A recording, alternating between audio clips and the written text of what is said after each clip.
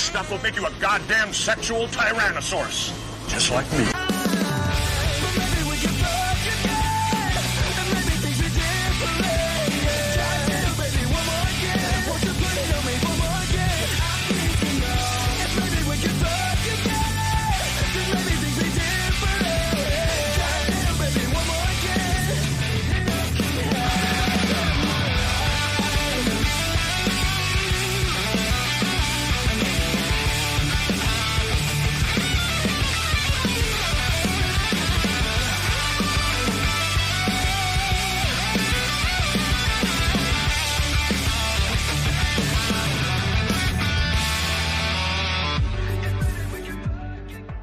This stuff will make you a goddamn sexual tyrannosaurus. Hey, we're doing this again. Hold on. Welcome again. Yes, that's right. It's just a big clusterfuck. Welcome to Access Vegas. One more week this week. You know, your favorite show to talk about quantum mechanics, astrophysics, the economy. The moon landing. We talk about the moon landing. We talk about astrology, all your favorite things. We talk about positive energy. No, we're not talking about anything. We're talking about why your girl and your love language. Why your girl is going to cheat on you with Chad Thundercock. That's what we're going to talk about today. Get ready. Here we go, guys. We're going to introduce our guest. She's from New Mexico. She's an entrepreneur, a business owner. She's the owner of a cleaning service and an online boutique. This is Hannah. Welcome, Hannah. Hannah, you did the bikini competition last week, right? I did. You did. Yes. I remember that. Okay, awesome. Here we go.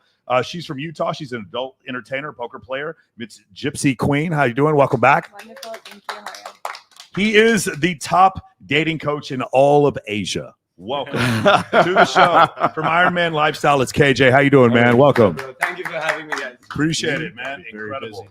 She's from Poznan, Poland. She's an actress and model. It's Alexandra. Welcome, Alexandra. First time on the show. Nice. Okay. And then also from Los Angeles, she throws swinger parties and BDSM events. It is Frenchie. Welcome, Frenchie. We have a lot of great questions for you today, Frenchie. Yes.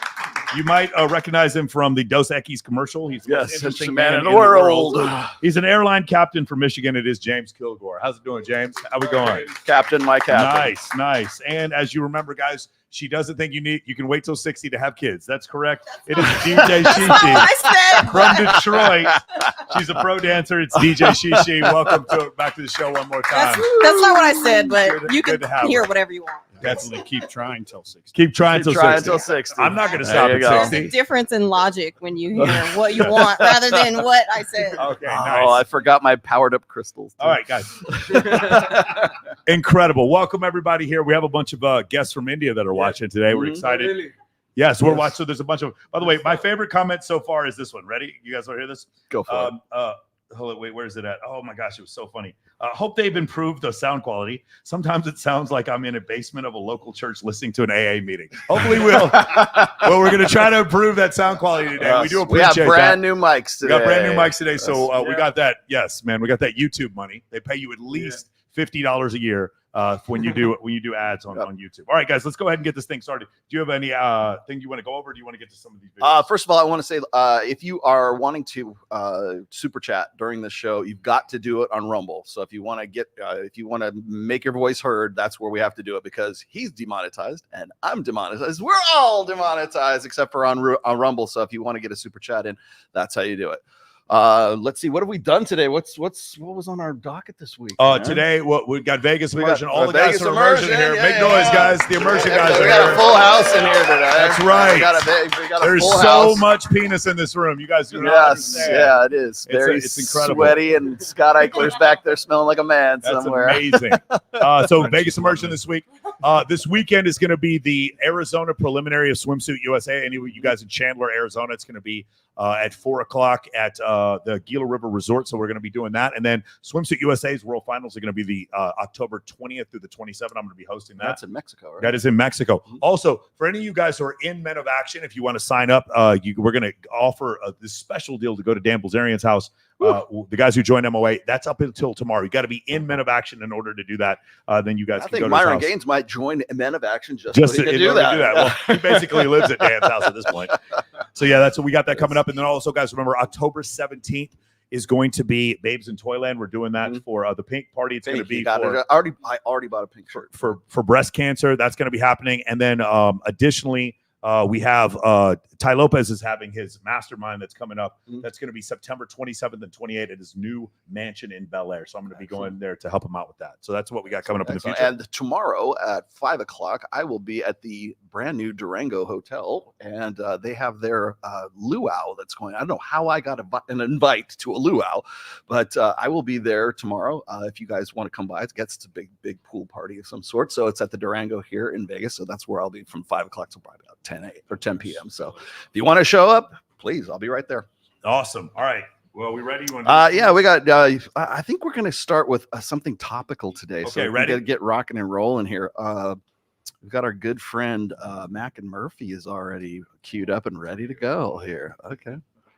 Who cheat are driven by a desire for sexual variety that probably in males help to increase progeny. But other individuals cheat, for example, to mate switch, to obtain a different mate. They're with one woman and they want to be with a different woman, and the infidelity is the way that they facilitate that. And that's true of women as well. Why not just break up first? David Buss has a funny quote on this. He said, why would you quit your job before looking for a new one? Why would you dump your partner before seeing what else is out there? Right. Women and men both mate switch, and some scientists think that the main reason women cheat is to mate switch. What is the research saying on why women cheat? Again, it's similar to men where we have these many functions. So women and men both cheat to mate switch to an extent. Women and men both cheat to, frankly, get revenge on their partners for infidelity. And there's some published research that indicates that women might be more likely to cheat for revenge. And it's an open debate as to whether that's a genuine psychological tendency or whether it's just that they get cheated on more and so they have more opportunities to actually pursue that strategy. Sure. In some societies, such as the Himba of Namibia, this is an agro-pastoralist group. They have incredible rates of infidelity, much higher than we see in the West. Incredibly high rates of women's infidelity. The main reason, based on a few studies from Brooke Schelze and Sean Prowl, their work indicates that in that socio-ecological setting, the primary reason that women cheat is to obtain multiple investors. Now, we see women cheat for multiple investors in the West as well, but it looks a little different, right? This would be the case where the woman is dating one guy, right, and he's provisioning benefits to her in various ways, but maybe she's got kind of a sugar daddy type relationship on the side as well. And it's like boyfriends do lots of good things for you. And so if you have multiple boyfriends, you can have more of those good things, right? Right.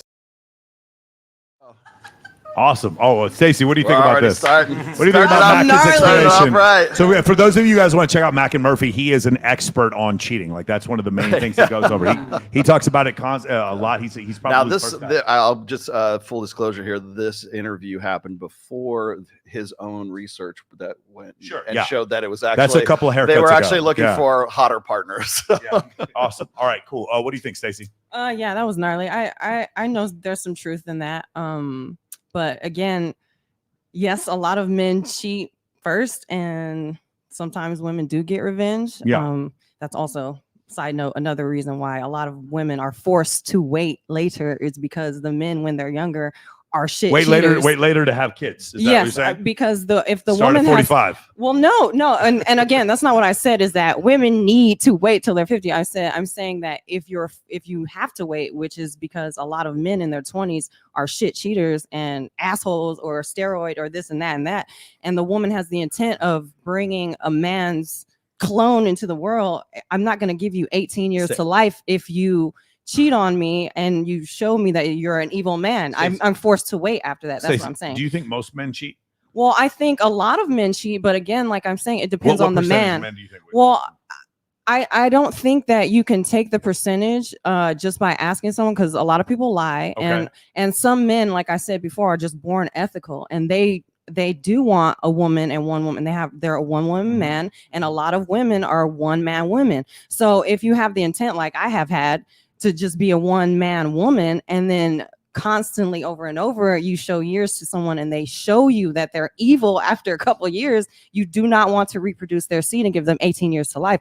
That's why I said women should not panic if they just don't have it. Stacey, is it possible that most men don't cheat, but those most men, you're not interested in them? Is that a possibility? Well, you said, is it possible that most men... Wait, say it again. Say it again. Wait, say it again. I didn't hear you. Say it again. Say it again. Is it possible that most men actually don't cheat? Sure. In most cases, because they can't cheat. They don't even have the opportunity to. Absolutely. But you aren't interested in those men. Well, that is on both sides. Yeah, absolutely. No, it's not really. The average It is man, on both the sides. average man is very much interested in the average woman. The average woman is not interested in the average Well, man. and tell me what average is to you again, so It I doesn't, can give you an if I example. were to take dating profiles of 1 million people and stratify them by the ones that get the most right swipes, the ones that get the fewest, and take the people in the very middle, the average men Yes. are very much interested in the average woman. I They're going to agree. right swipe more than half the time. Okay. The average women are not going to right swipe on the average men. They're going to right swipe on the top 20% of men. Okay, Right. and So I'm saying it's not, but I'm saying it's not the same for both.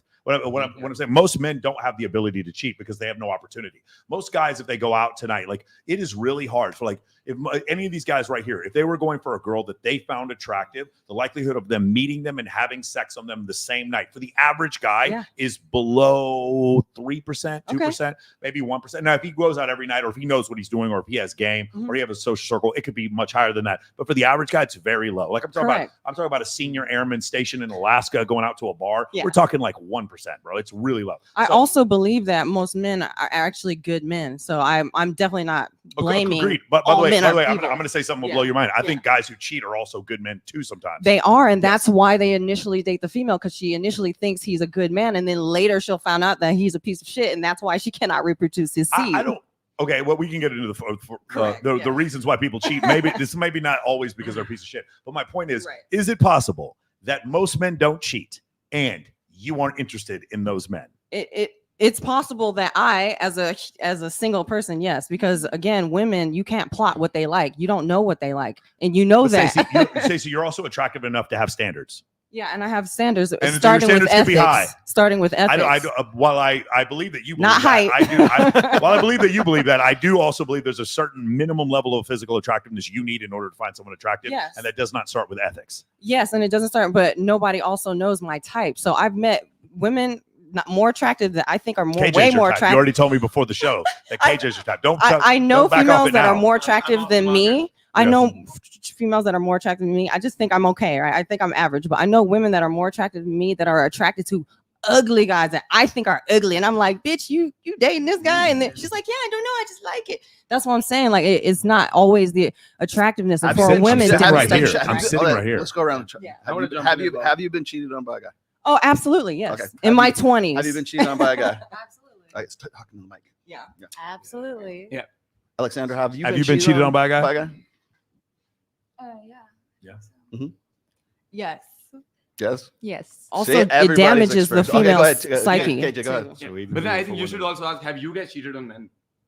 You should also ask that. You guys ever we'll get to that. Yeah, Stacey, have you ever cheated on someone? Never. I've never cheated on a man, and I will never cheat on a man. And before I think about it, I will break up with him, and that's always been my ethics since I was like 19. Frenchie, always. Yeah. Have you ever cheated on a guy? Yes. Okay. Yes. We're not talking about. Have you ever cheated on a guy? Yes. Okay. You have? Have you ever cheated on a guy? No. Okay. Okay. So what I want to say is, like, I mean, me being monogamous and loyal now for like the past 3 years, and before that just being a fuckboy and cheating on almost everyone, I don't think you can figure that out what someone is doing. So, like, for example, if let's say I'm someone's type, and it just depends when you're meeting me. Also, there's a lot of inner work that went into it. So why I used to cheat was because, I mean, my parents are separated. That left a huge mark on me when I grew up. And I didn't even know that, it's bad. And I never felt guilty of cheating on anyone till the time they would find out, because then they feel like shit. So I don't think you can categorize men as men are going to cheat or not going to cheat. It just depends. Like, research is cool with percentages and everything. But then it comes down to the man that you're dating. Because he's not just a statistic, he's a human being. Correct. So like, I've changed over the years and I don't plan on cheating at all. But then I've been cheated on by women as well. So I think what he says sort of makes sense, but then we should not be generalizing about just everybody is going to be like that. He's not, but he's going over reasons why. Yeah. The airline pilot. Go ahead, James. Go ahead. I'm going to let you write the trope here. The AIDS that we have, aviation-induced divorce syndrome. Yeah. There's quite a bit of it. I think, men, I agree with you. There's a small percentage of men that have the opportunity. Yeah. And the guys that are married, that's the trap that they fall into is as if you're a successful guy and you're married and you have a wife and you've got kids, you become even more attractive to more women. Yes. Which ups the opportunity for guys to do it, and guys will cheat. But it's nothing. It's not in it. Like they want to stay married. They didn't want to. They took the opportunity, but it meant nothing to them. Sure. They did it for the variety. They did it because they could. Some sort of needy issue. So it does happen, but it's up to the guy to try. He's controlling the relationship, and it's up to the guy to maintain the standard. Some guys will do it all. My wife loses interest in me. We know that after the kids are old enough, the wife's focused on the kids, and she has less desire for him. But that's his responsibility to maintain that level of respect from her. And I agree with that. But sometimes one of the problems is like if you just do everything she says, then she's going to lose respect for you. It's quite the opposite from being in the workforce. No, you don't get one-itis and pedestalize simp for it. Listen, you maintain the reason in Adam and Eve in the book of Genesis, the reason why God was mad at Adam wasn't because he ate from the tree of knowledge. It's because he listened to Eve. He told God told Adam what to do, and then Adam decided to listen to Eve. That's why he was mad. Actually, why he was mad. It's even in the scripture. It says, because you listened to your wife and ate of the apple. Like, no, that came first. Yes. Yeah. So anyway, it's an interesting thing. I mean, there's a bunch of different statistics when it comes to that. But to your point, there is a group of men that, like, for instance, with women, like the top 5% of women have about 16 sexual partners. The top 1% have 35. For men, the top 5% have 50 sexual partners. The top 1% have 150. So it doesn't quite match up. It seems like the men at the top have so many more options. Only about, if you're the top 10% of men in the United States, you make $134,000 a year. Top 5%, I think you're in the $318,000 a year, something like that. And the top 1%, it's like $819,000, somewhere around there. The point is, those men at the top have so many more options than other men. So when we say, hey, my husband doesn't cheat, it's like your husband is an assistant manager at Walmart.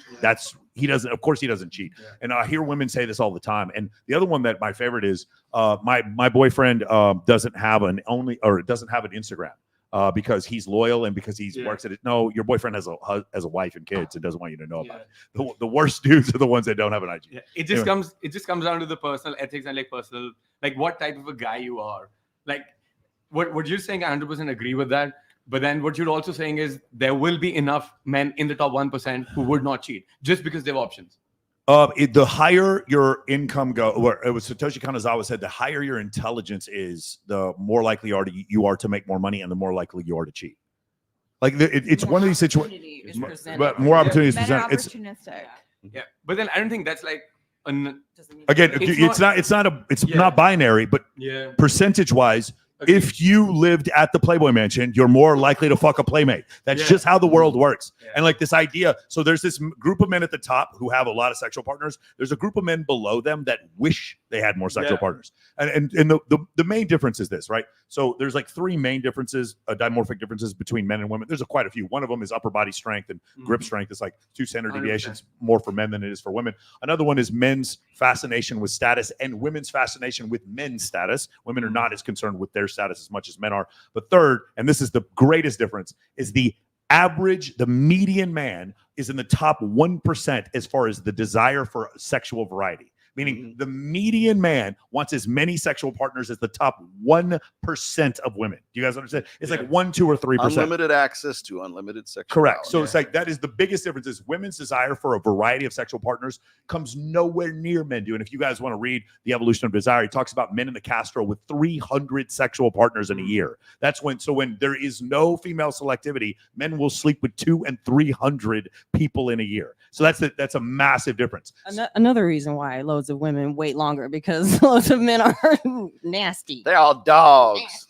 Which so here's the response to that, and I've heard this from CJ Sparks, my buddy. She's like, I like dating older men because they're old and tired and they don't want to fight as much. They don't fight. That's what she says. They don't fight. They don't fight you back as much. They have more money and they don't fight as much. Well, here's the interesting thing: because of TRT, they do fight as much. I have the exact same libido that I had when I was 19. That's awesome, and I No, it's great, but it goes back to your problem, because now what happens is the guy that you were waiting for later on when he's in his 50s and he's moral is just as horny as he was when he's 19. Boy, Except now he's smarter, funnier, more charismatic, better networked, and has a lot more money. So that's the problem. But Wait, I wouldn't get too excited. He's basically James Kilgore right here. I got enough.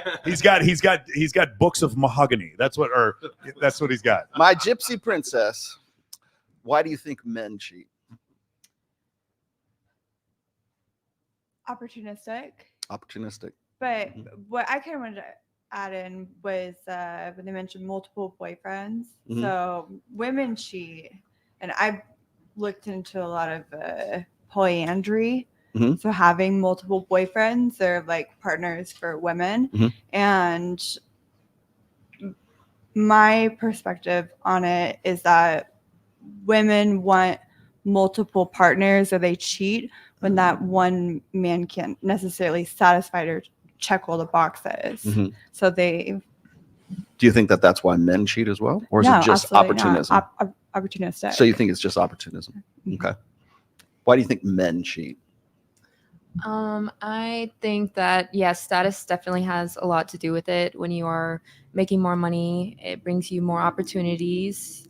Maybe your game's a little better because you're more confident with money. So with that, it kind of gives you more options, and you maybe are bored. Yeah, I feel like that's kind of. Alexandra, why do you think guys cheat? Because their partner is not enough for them. There you go. Nice. Interesting. Finally, somebody said it. Raise your hand if you agree with this statement. Is it possible for a man to cheat on his wife and for it to mean nothing? Meaning the cheating meant nothing. The sex meant nothing. It's interesting. The guys, we raise our hand quickly. Is it possible for a man to have sex with a woman that isn't his wife and for it to mean actually, not just in his mind, but it to actually mean nothing? Anyone think that? Okay, some of you don't believe What do you mean nothing? Like it wasn't. So even if it's a sexual experience, that sexual experience can still, it might not be emotional, but it's gratification in that sense. And that should be between but he doesn't think about it ever again. It means absolutely nothing there. There's no feels. It's like he's going to think about it. It's if like, it was good. Yeah, it's like masturbation. If it's really good. He isn't going to care at all. No, not at all. Like Like, if you could understand, I'm not saying that all sex for men is emotionless. What I'm saying is the emotionless sex for men is so emotionless. I don't think you could possibly understand how little it means to us when we're talking about. I can give you one. He's not going to think about it later and be like turned on by it. I can give you one primary example. Guys don't agonize over it when they rub one out to porn. Yeah. Oh, they don't So think it's about their vaginal masturbation. They're not thinking, oh, That's what it is. I really, It's vaginal I could really masturbation. see myself That's with awesome. this porn star right here going off into the future and having a baby with her and being married and But he's meeting her not. folks. He's not fantasizing when he's doing that about the prior But experience see, that he had that's with her. the Maybe, compartmentalization. but there are girls that he got drunk at a bar off a military base, and he's not fantasizing about her because she wasn't even hot. Okay. And he had sex with her, and she wasn't even attracted. It was a Tuesday, and it was whatever. It was 18, it was a bodily function. As Justin Waller says, 80 or 280, he doesn't give a fuck, right? That's what I'm talking about. Like, I don't think women understand. Like, I think women understand that men can care less about sex than they do. I just don't think you understand the extent to which sex can be meaningless for men. I do. don't. I You do? understand it absolutely. Yeah.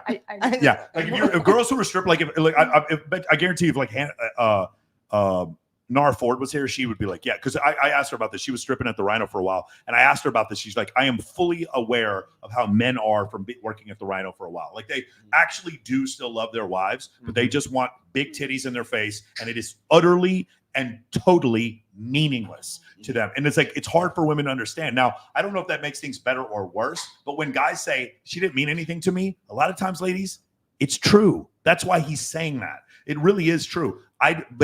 While it can be true for women, it's less true. Just like you're confused by it, none of the guys here are confused by it. And none of these guys here are confused. Whenever I have conversations with only men, I ask the same question. It's like, do you believe a man can have sex with someone who isn't his wife and completely still love his wife and his kids? And without hesitation, 100% of the guys raise their hand. And the reason why is because we have 17 times as much testosterone as you do. And we know horny. Not like you know horny, real horny. Like put your dick in a wall horny. Like fuck a watermelon horny. Like real horny. Like you think you understand, you don't understand. Like men killing other men over women horny. Let me get Frenchie in here. Frenchie, why do you think men cheat? Oh, there's always going to be a void somewhere, whether that void be opportunity or I agree with the same thing, but a void can mean anything. So I think men cheat because they're just looking for that thing their wife, their girlfriend cannot fill.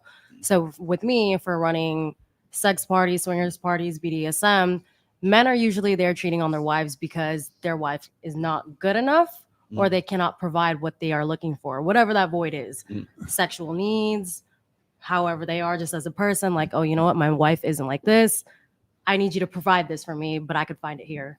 So whatever this void is, I do think men cheat. The demographic, the male and female demographic at your like swingers parties, what are they like? Like, what do you mean? What's the avatar for the woman who goes to those and the man who goes to those? Oh, it's mainly always men.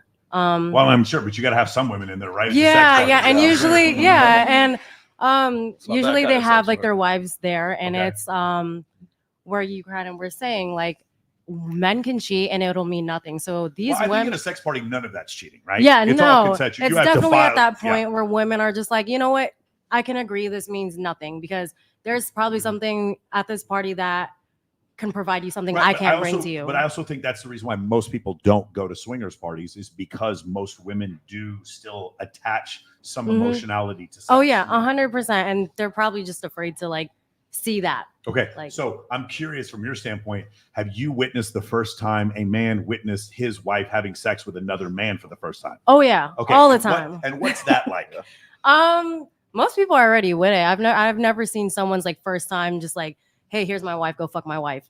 I've never really seen that because I think it's already been planned, talked about Sure. beforehand, before coming to this party, before this gathering. Yeah. So the first time I haven't even witnessed that, and You've never seen, so it's never been weird or awkward when they do no, it. it's Okay. always been definitely talked about before. So I have a friend of mine. She goes to like Negril for the swingers parties there. She said it was like 4 couples, so 4 guys, 4 girls, and there was one guy that the other 4 girls didn't find attractive, and they're like, I don't want him to have sex with me. Oh, yeah. Does that happen at these events also? Oh yeah. So the Oh, yeah. idea you come to to a sex party with your wife, Mhm. and every man wants to have sex with your wife, Uh-huh. but the women don't want to have sex with you. That Oh, happens yeah. a lot. Oh yeah, So how definitely. does that work out? Usually they'd be like, nope, sorry, you're not touching my wife. Or Yeah.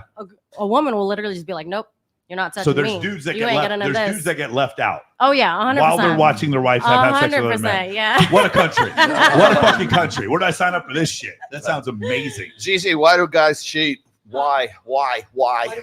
Yeah. Well, it's like you said, like the super horniness, which I personally do understand, and I've always kind of understood. I mean, I would explain when I was single in my 30s. I'm still in my 30s, but being single in my 30s, I would explain my sexual appetite as ravenous. Like I don't know another word for it other than like Yeah, but you don't have hypersexuality. it for anyone. My point is like you don't want to build $1 billion business to impress women type of horny. Like Yeah. that's the type of like Jeff Bezos overcome everything type of horny. Do you understand what I'm saying? Yeah, absolutely. But I also understand, the horniness of a man. But I do think that some men also underestimate the horniness of women, because I do know firsthand being hypersexual and like I don't mean this weirdly, but when I was single and if I saw a man I was attracted to, and will go multiple places and see multiple men I was attracted to, because I love men. I love men. I love them as a brilliant creature.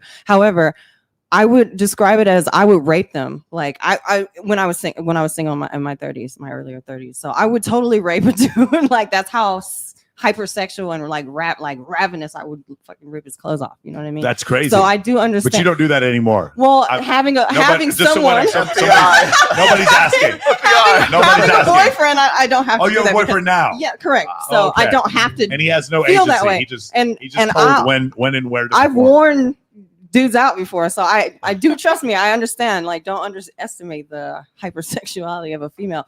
I do understand, but also like honestly, I grew up as a tomboy, so I kind of speak half dude, so I get it. Like I get it, But I do, yes, men cheat for multiple reasons. But if you're gonna cheat, don't get married. Like marriage is a sacred union. Like have some fucking decorum. She's the only one that said because the guy's not getting it at home. Yeah, or he's getting drip fed and if sex you're once not, a month. the woman's fucking up. So Well, she that's doesn't give a I think if I don't know, maybe I should have pulled the guys in the room too, but I think most guys would say it's because there's a deficit there. They're in a dry spell and they're married or have a girlfriend and they're in a dry spell. Most maybe Jim can speak about this, but like being one of the formerly married. Well, no, maybe because you and I are both in the Reignite group for MLA right now, and so one of the questions we were sort of pondering, and I wrote a Substack article about this just recently. It was titled "Why Men Cheat," and I think that when we like to, most of the women, when we bring this topic up, it kind of rubs everybody sort of like, we're petting a cat backwards kind of thing, and so we always try to find, men cheat, but women cheat too, and so there always has to be some sort of yin yang balance or something. I'm like, no, let's just focus on why do you think that men cheat. We can talk about women later, that's fine, but let's take these conversations individually, because the first impulse everybody has, a reflexive impulse, is to try to balance out the equation or something like that. And it's like, well, you're never going to be able to do that unless you can focus individually on the reasons why guys cheat, or the reasons why women would cheat. And so when I see a video and the kind of research that McAmurphy is doing, which sort of teed off this conversation, I don't think we focus on the actual reasons why guys would cheat in the first place, because women will tell you, and pretty much everybody except for you said it was opportunity, right? They have the opportunity, they're dogs, they want to be able to have this variety, and if the opportunity shows up, they're going to go and do it. You're only as loyal as your options, right? Most guys don't have options, ergo they don't cheat, right? Well, I think that women believe that the reason why men cheat, most women, not you, but most women think that men cheat is because they have just this plethora of options that just like float in from the ether, and they can just, oh, here's a beautiful woman and she was just there, and one thing led to another and that was it. I'm sorry, honey, I cheated on you, right? When I don't think that that's the case, because here's my take on it, is I think that there's two elements that have to exist for a man to, infidelity for it to exist for a guy, as opportunity for sure, and a reason. And the reason, like, plenty of guys have a reason to cheat. Their wives aren't fucking them. They're basically been friend zoned by their wives, right? And so they would very much like to be able to cheat. They probably would cheat given the opportunity, but they don't. The average guy does not have the option to actually go and cheat, because he just simply doesn't have the status, he doesn't have the looks, he doesn't have anything, they're overweight, whatever the causes are. Plenty of guys have reasons to cheat, they don't have the opportunity. Then there's the guys who have the opportunity, but they don't cheat because their wives take care of them. They know that guy is so fucking high value that I better take care of this guy before he goes off and flies to wherever he's going on the jet, right? Or whatever, because you have I know that he has the opportunity. I know he's a high value guy. I know he's good looking. I better suck his dick before he gets in that jet and goes off to wherever. Somebody clip that. Can we get a clip of that? Let's clip that for TikTok. Yeah. Guys, ladies, the point of the story is men cheat on you because they love you. So let's just remember that. Let's go to the next video. Let's go on that. We're trying to make the world better. Which one do you want to do? Anyone will do. We got so many to Just get randomly go through. Let's do them all. Oh, should we do? Let's do. How about Mackin again? Would you like to do Mackin? No, not again. Okay. Let's do. Oh, you want to do the moon landing? Oh no, this is good. This is really good. Let's do this one. Here we go. Maximum amount of people you've bonked in one day? 22. That was at spring break. Wow. That was a sore night. I was going to say, that's exhausting. So can you talk us through that? Like, what happened? How is that set up? Yeah, so I basically shared my hotel room online. Yeah. So I was like, look, this is the room I'm staying in. Like, just come and queue up. And I'll see as many of you as possible, like, whilst I'm here. Because when I went to spring break, loads of guys was like, oh, I've messaged you to film with you. And I couldn't get through, like, all of the messages. And I've said before, like, I've only got so many holes and so much time. Like, I physically could not film with everyone I wanted to. Mm-hmm. So on the last night, I was like, right, I'll just let them queue up. I'll just go one after the other. Yeah. And that's basically what I did. And so how long from start to finish did that all take? So I think I put the post at about 6 p.m. their time. And, like, we finished, it must be like 4 or 5 a.m. What? That's insane. And it was so funny because, like, during the videos you hear people knocking on the door, like you hear like other groups of lads outside waiting. Yeah. Was there like a queue outside the hotel? Yeah. That's awesome. Anyway, isn't that great? You know what? I see a businesswoman right there. She's an adult actress. She's an adult actress. You know what they say? These people in America aren't hardworking. In Australia, apparently, they work hard as shit. So just to reframe here, she basically she was in some place, I don't know, Los Angeles, wherever it was. She told all these adult actors her hotel room number. Oh, it was spring break. It And- wasn't just spring adult break. actors. It was like and they queued up game on. and filmed with all of them. Mhm. And I don't know how to feel about this. I don't know. What do you guys think? What do you think? What do you guys think? Anybody? Wonderful. That's a lot of content for her. Like, That that's seems it. like, but no, it's and like that was hard work. You know what I'm saying? That's Like, hard but that's work. the thing. You do all your content in one day, and then you can like relax afterwards. Done for the month. That sounds Next 2 incredible. months. What do you think? How do you get good quality content doing that much in like 12 But hours? you know why? Because here's the way it works. The guy who's fucking you, the one behind him in line, holds the camera, so that way you get better angles. You see how it works? Doesn't that sound great? I mean, that's a lot. That's a lot in It's- one night. I would be exhausted. I don't know You'd if be I would have exhausted. the energy for At that. what point would you be exhausted? 22, obviously, but like where are we talking? 14? Where would you be exhausted? After 2 hours, probably. 2 hours? 2 hour mark. 2 hours, I'm you'd be like, exhausted. What do you think, done. man? Bro, I mean, this is Talk to wild. the Like, mic. okay, like, what do I even say, bro? I mean, so we don't have OnlyFans in India, but it's sort of like picking up now. Yeah. So this hasn't gotten there, but I think 5 years this is going to be there, and I don't think this is going to be good for society. Like, can this be good for society? No. I mean, I'm going to get to it's I'm going to get to that in a okay, little bit. okay, good content. Wait, I mean, hustle, everything. Props to her. Hey, bro, but I'm kidding. I'm not serious about that. I'm totally kidding. What do you think about this? Good for her. That's what I'm saying. That's how they do it in Poland. They just tell y'all to do the shit. Go ahead, Stacey. What do you think about this? Yeah, even though I disagree with her, she's on the thotty side for me. I would never do it, even though, again, that's how horny some women are, and Yeah, I don't some think of us horny. I have. don't think horny had anything to do with that. I think so. anything whatsoever. I don't think a woman would Yeah, do I that think unless I- she was as horny as No, I my think imagination. I think sex goes in a different part of her brain. I'm than telling you, goes in as a her woman, she's a horny girl. That's I a think horny for, like, female. the first 15 minutes, and then Yeah. afterwards, it's just like whatever. and she just likes, and yeah, she just likes sex. That's probably Out of 22 guys, how many times do you think she got off in that whole series? Jesus Lord, I'm hoping with that. I hope she got off Twice. a lot Twice. because Did she get off at if all? she didn't, I Zero. If she I got don't know off why zero. she doing all that. Really? What do you think? I would say zero. Well, it's In the mic. we're with OnlyFans and stuff like that. You're going to get these outliers. You're going to get the ones that are like totally off the charts, crazy. She's monetizing it. Australia again becomes Yeah. famous. So here's the funny thing: she's monetizing having sex with other people. I remember when that was an outlier.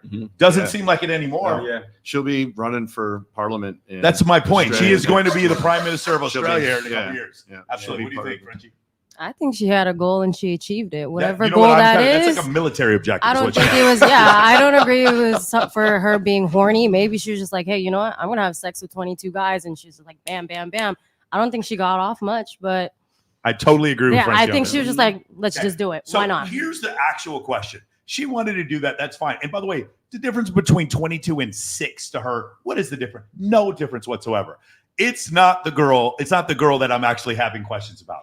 It's motherfucker number 6, 12, 14, 18, 21. What the fuck are you doing with your life that like you can see all these other dudes in there, bro? There is no way. I talked to girls before who do adult content, and they were talking about doing gangbangs or getting a bunch of dudes to show up or whatever. And they're like, I can never get them to show up because guys don't want to do that. I don't understand how guys like I've never done a devil's threesome. I'm sorry, maybe I'm a prude. It's usually like there's only 2 balls, 4 walls. Like that's the way I see it, right?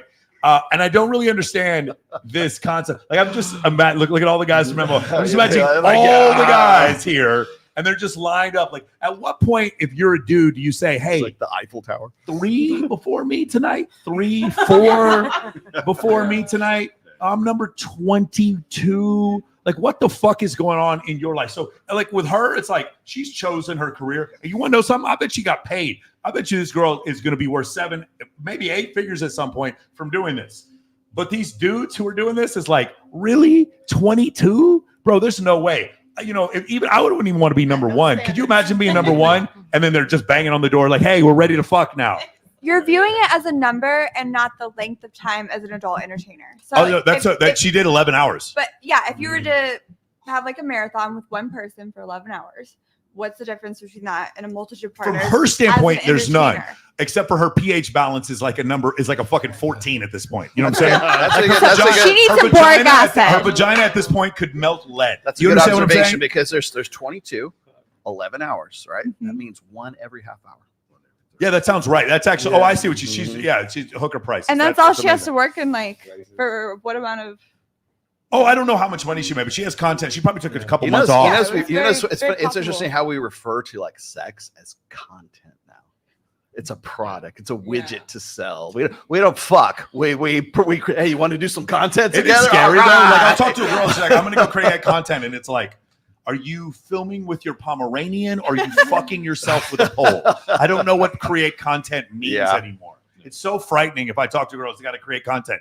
And I'm like, so you're going to have sex with 3 dudes at the same time, or you're going to talk about real estate? What does that mean? I don't know what that means anymore. Oh, and right about now, we have to make the official statement that not a single girl on this table so I want to tell us, anybody here have an OnlyFans? Ready? All you guys out there can go fuck yourself. There's no, last week we had 1 girl with an OF. Now we have no girls with an OF, and you guys will still bitch. Yes. You'll bitch all day long. They just interview porn stars, hookers, and That's all they OnlyFans do. girls. Yeah. Okay, beautiful. I was just gonna say, as I think that like we've sort of reduced like sexual intercourse to like content, like it's a product, right? Go ahead. It's something that can be sold. Yeah, something you can monetize. This generation, I didn't cheat on you, honey. I just produced content. I produce content. This generation shows more and has sex less. Than any of the we're talking about. We are over eroticized. Going back to like World War I. This This generation has the least amount of sex and shows the most out of anyone. And part of the reason why is there was a somewhat of an exchange. Women would get attention from the opposite sex, but being around them, they would have sex with those men. Now women can get massive amounts of attention from the opposite sex and never have to meet them. And so because of that, the amount of sex is much, much less than what was happening, say, Woodstock, that generation, right? Yeah. I was just going to say, with the 22 body count for the female in one night, I think that one of the problems with this generation is, are we just forgetting that bacteria through sexual partners multiplies at an exponential rate? Like, it's like it multiplies. It might breed, but I don't know about multiplies at exponential it does. rate. 2 words: sexual bacteria. hydrogen peroxide. Yeah. You have to use a lot and be extremely careful because it's so many sexual things that you number. can do. If you're number like 19, like the condom's melting off because our pH balance is like acidic at that point. Am I wrong? Did I say something wrong? Did I get the science wrong here? Huh? There probably weren't condoms, but that's a good point. A bidet That's safer, would be very helpful, and some antibacterial soap in this instance. Well, just full disclosure, the not the one who was answering. I thought I was going to say, just full disclosure, I was 17. Yeah, I was number 17. No, I was going to say is those 2 girls are like basically their partners. Like they it's not any shot. The one who was doing the interviewing, her name is Annie Knight. She's the one who was their kind of like tag team off of each other. She's done her own, marathons as well. And so the content is the content for the pornography, but it's also the content of the outrage brokership or the bait that we're sitting here talking about. How can you believe somebody fucked 22 girls? You guys like, come on. I'm not he and I are not the slightest bit outraged by this girl wanting to have sex with 22 people. Absolutely not. Do whatever the fuck you want. I'm confused why the men would have done it. That's what's confusing to me. Like, why would you do that? Now, have you ever set up any kind of content where people are filming the stuff that they're doing at some of these sex parties?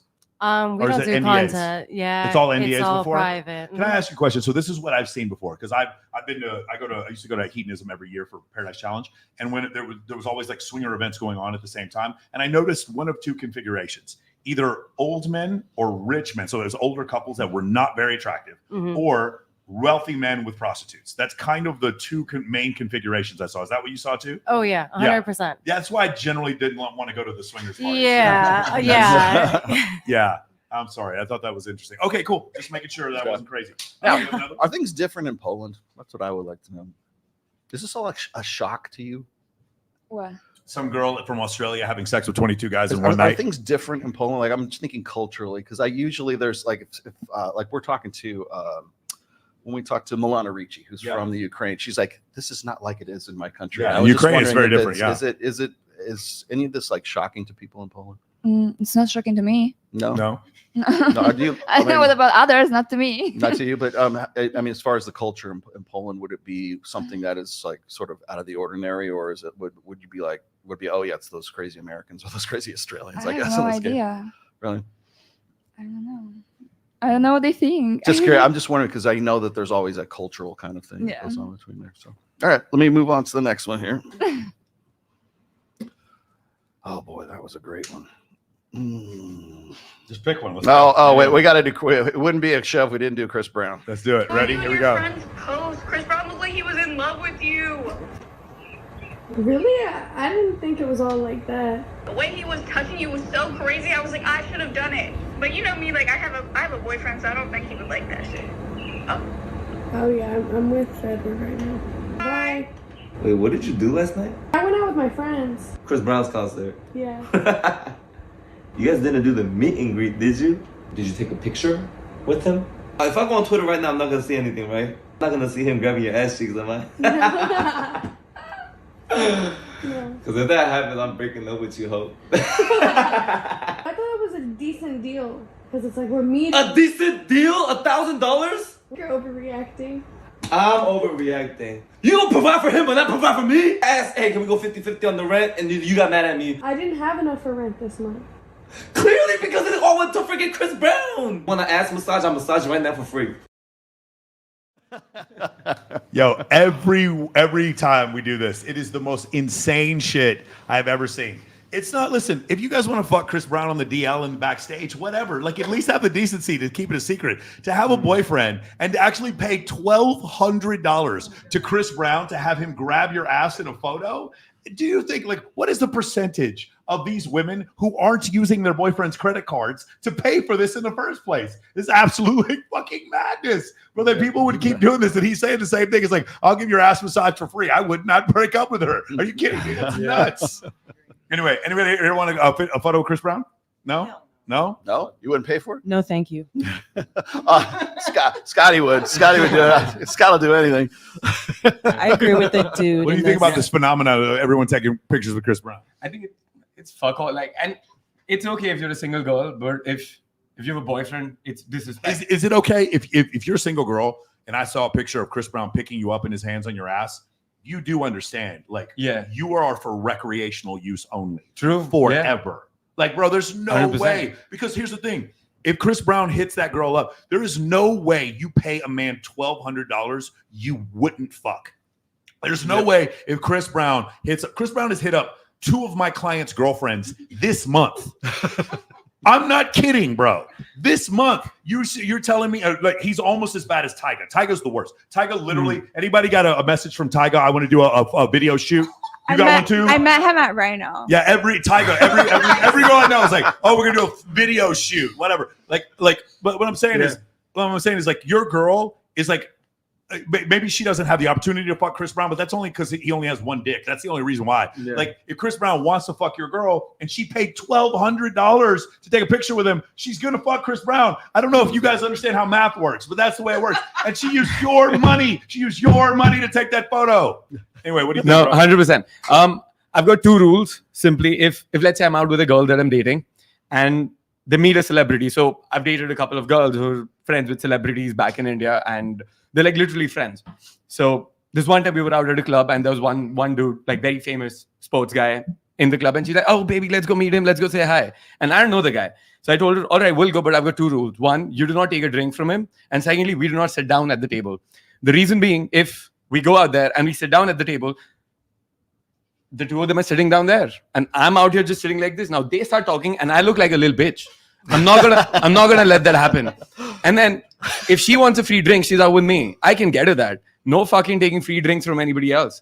So we went up to the guy. He was really cool. She didn't take a drink. We didn't sit down. We spoke to the guy. All good. But if this would happen, dude, I'm back in Vegas again, and I'm burning the town down. Remember, if this happens, let Alina go. Okay, so what is the difference between your girlfriend paying $1,200 for a photo of her and Chris Brown, and someone coming here and paying $20, your boyfriend, with a picture of one of the Las Vegas showgirls on Fremont Street? Because it's on the down low. Oh, you mean for a photo? Yeah, because he's not groping her ass. Yeah. And she wouldn't. The dick isn't being He's grabbed. absolutely grabbing them. They're like lifting their leg up. Then it's a problem. You have a point. If your dude is taking photos, grabbing another girl's ass and paying her for it, that's disrespectful. I don't disagree with that. Same thing. It's just a price but point. The difference is Chris Brown. If Chris Brown wanted to fuck, she would. That showgirl doesn't want to fuck some dude who paid. Are you sure?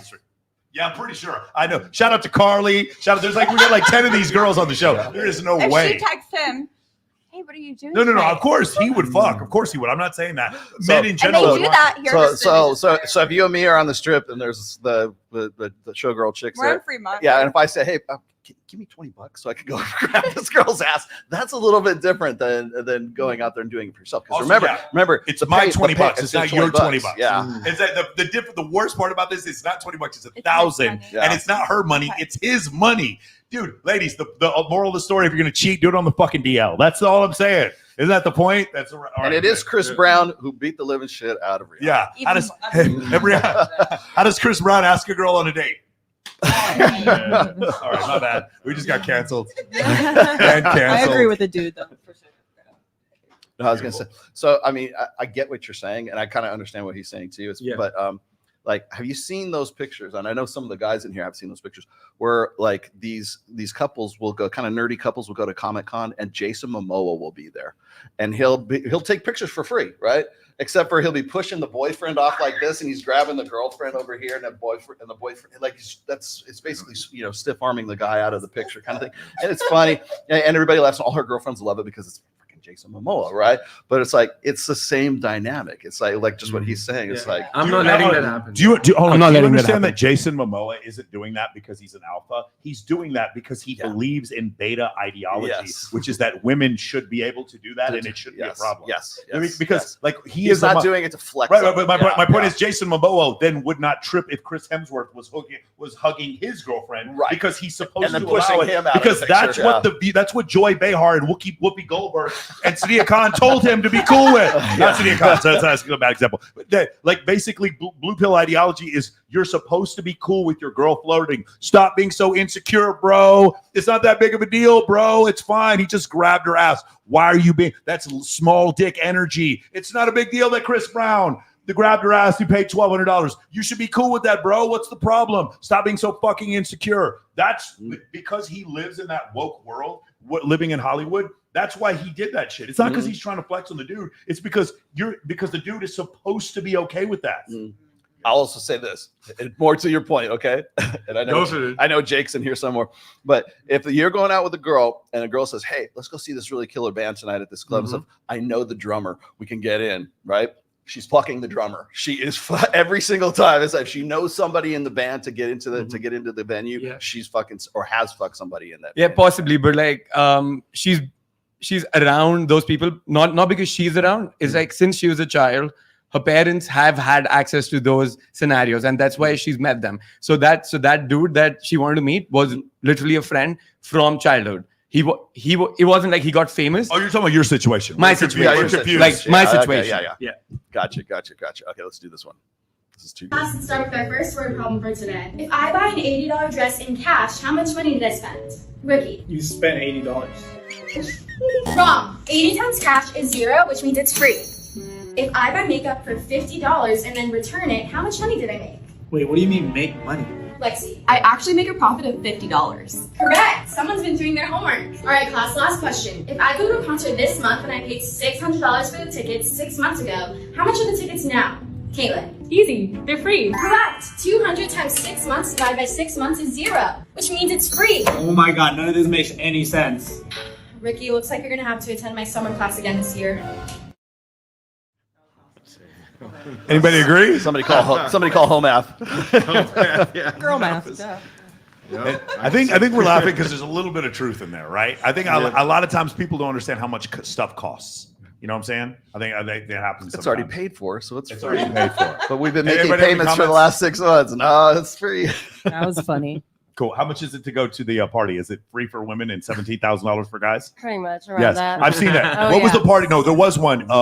It was in LA. It was 17 grand for guys and it was free for women. It was the something kitty bunny kinky rabbit. Kinky rabbit. So somebody came to me and is like, "Yeah, you should come to this party. It's 17,000 for guys." And so I'm like, "Girl, are you out of your fucking mind? 17,000? Do you understand? You go to Fremont. You remember how many hookers you could get on Fremont for $17,000? Not that I would ever do that, but like, are you crazy? 17,000? Like, do you understand? The women, their vaginas must make them float at $17,000. That's crazy, bro. But anyway, go ahead. All right, before I start this one, we got guys in the house. Guys, just raise your hands. Do you prefer a heavier woman? Who here likes a heavier woman? Nobody. Nobody likes a heavier woman. Nobody have like I know just Scott's the only one who Scott likes don't care about everyone. nothing. 8 to 88, Every now, woman now we're gets you, over gets dead. you to do some cardio. So what's going on here? Thigh gap is the ultimate expression of femininity. All right, here we go. Somewhere Stumbled upon between maybe skinny my favorite topic. Like I really do find this very Really? interesting. Yeah, men's body weight preferences and you kind of stumbled upon maybe my favorite topic. Like I really do find this very Really? interesting. Yeah, men's body weight preferences and women's body weight modification behavior. One of the most interesting things in the mating and beautification literature. Tell So, us more. First, men's body weight preferences vary dramatically across cultures.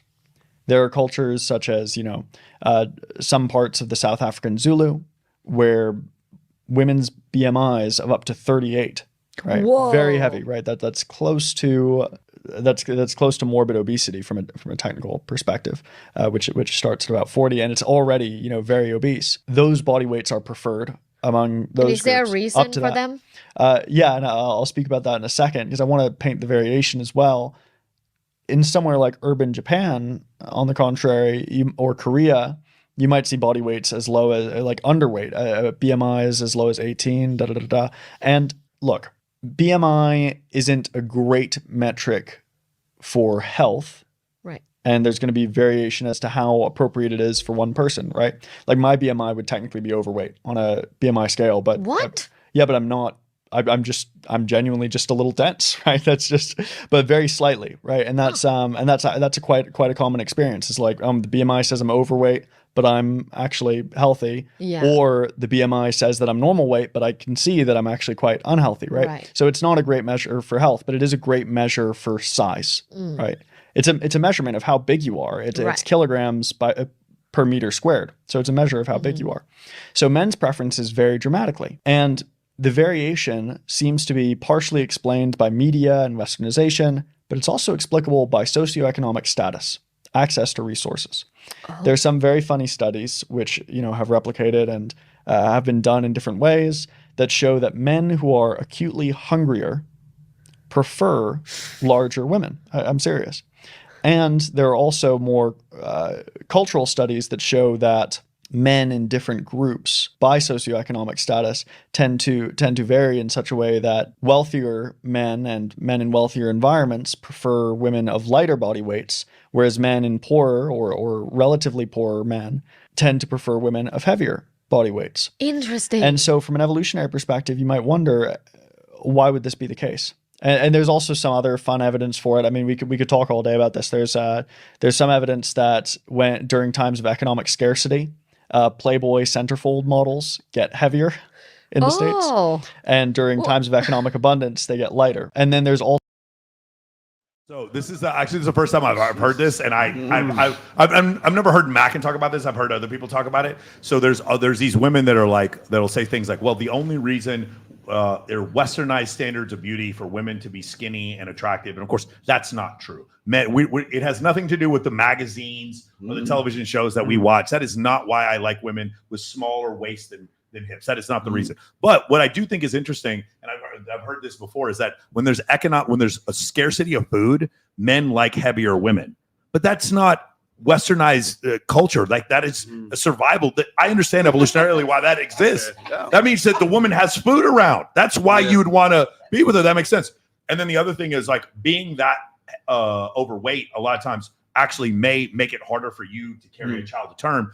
Being skinny, though, is a sign of youth, and it's more likely for you to be fertile the younger you, up to a point. We're talking about like 18, 19, 20 years old. You're more likely to be fertile, and I think that's why wealthier men would choose skinnier wives, and men who are poor would choose heavier wives. In general, that's what he's talking about. When he's talking about BMI, that's deflection right there. Because the thing is like we know an overweight person, we know morbidly obese. Okay, like technically, I'm overweight for my height for BMI because muscle weighs more than fat. That's easy. Okay, but that's usually meant to distract away from the fact that like there's a lot of what I call masculine apologetics going on here. It's like, well, guys like all kinds of girls and girls like all kinds of guys. It's like, no, there's actually some predictability to this. And, women tend to find more muscular guys more attractive and want to bang those guys. And to my knowledge, there's not any dating sites for men or for women to find big, beautiful men, right? They might find a guy who's like executive introductions with very wealthy men, But there's not any dating sites for very hot, in shape fitness models specifically looking for overweight dudes. Show me that site and maybe I'll change my mind. But until you do, it's simply bullshit, and it's deflection is what it is. And again, it's this sort of masculine apologetics, meaning like, well, guys like everything, but he's not incorrect when it comes to men's standards of beauty. We are all over the board. Men have fetishes. Okay. Women rarely have fetishes, and if they do, they learned it from a guy, right? Like, oh, they like bondage. Yeah, well, this guy was with like bondage, and so now I'm kind of into it too, But they had to be introduced by a guy.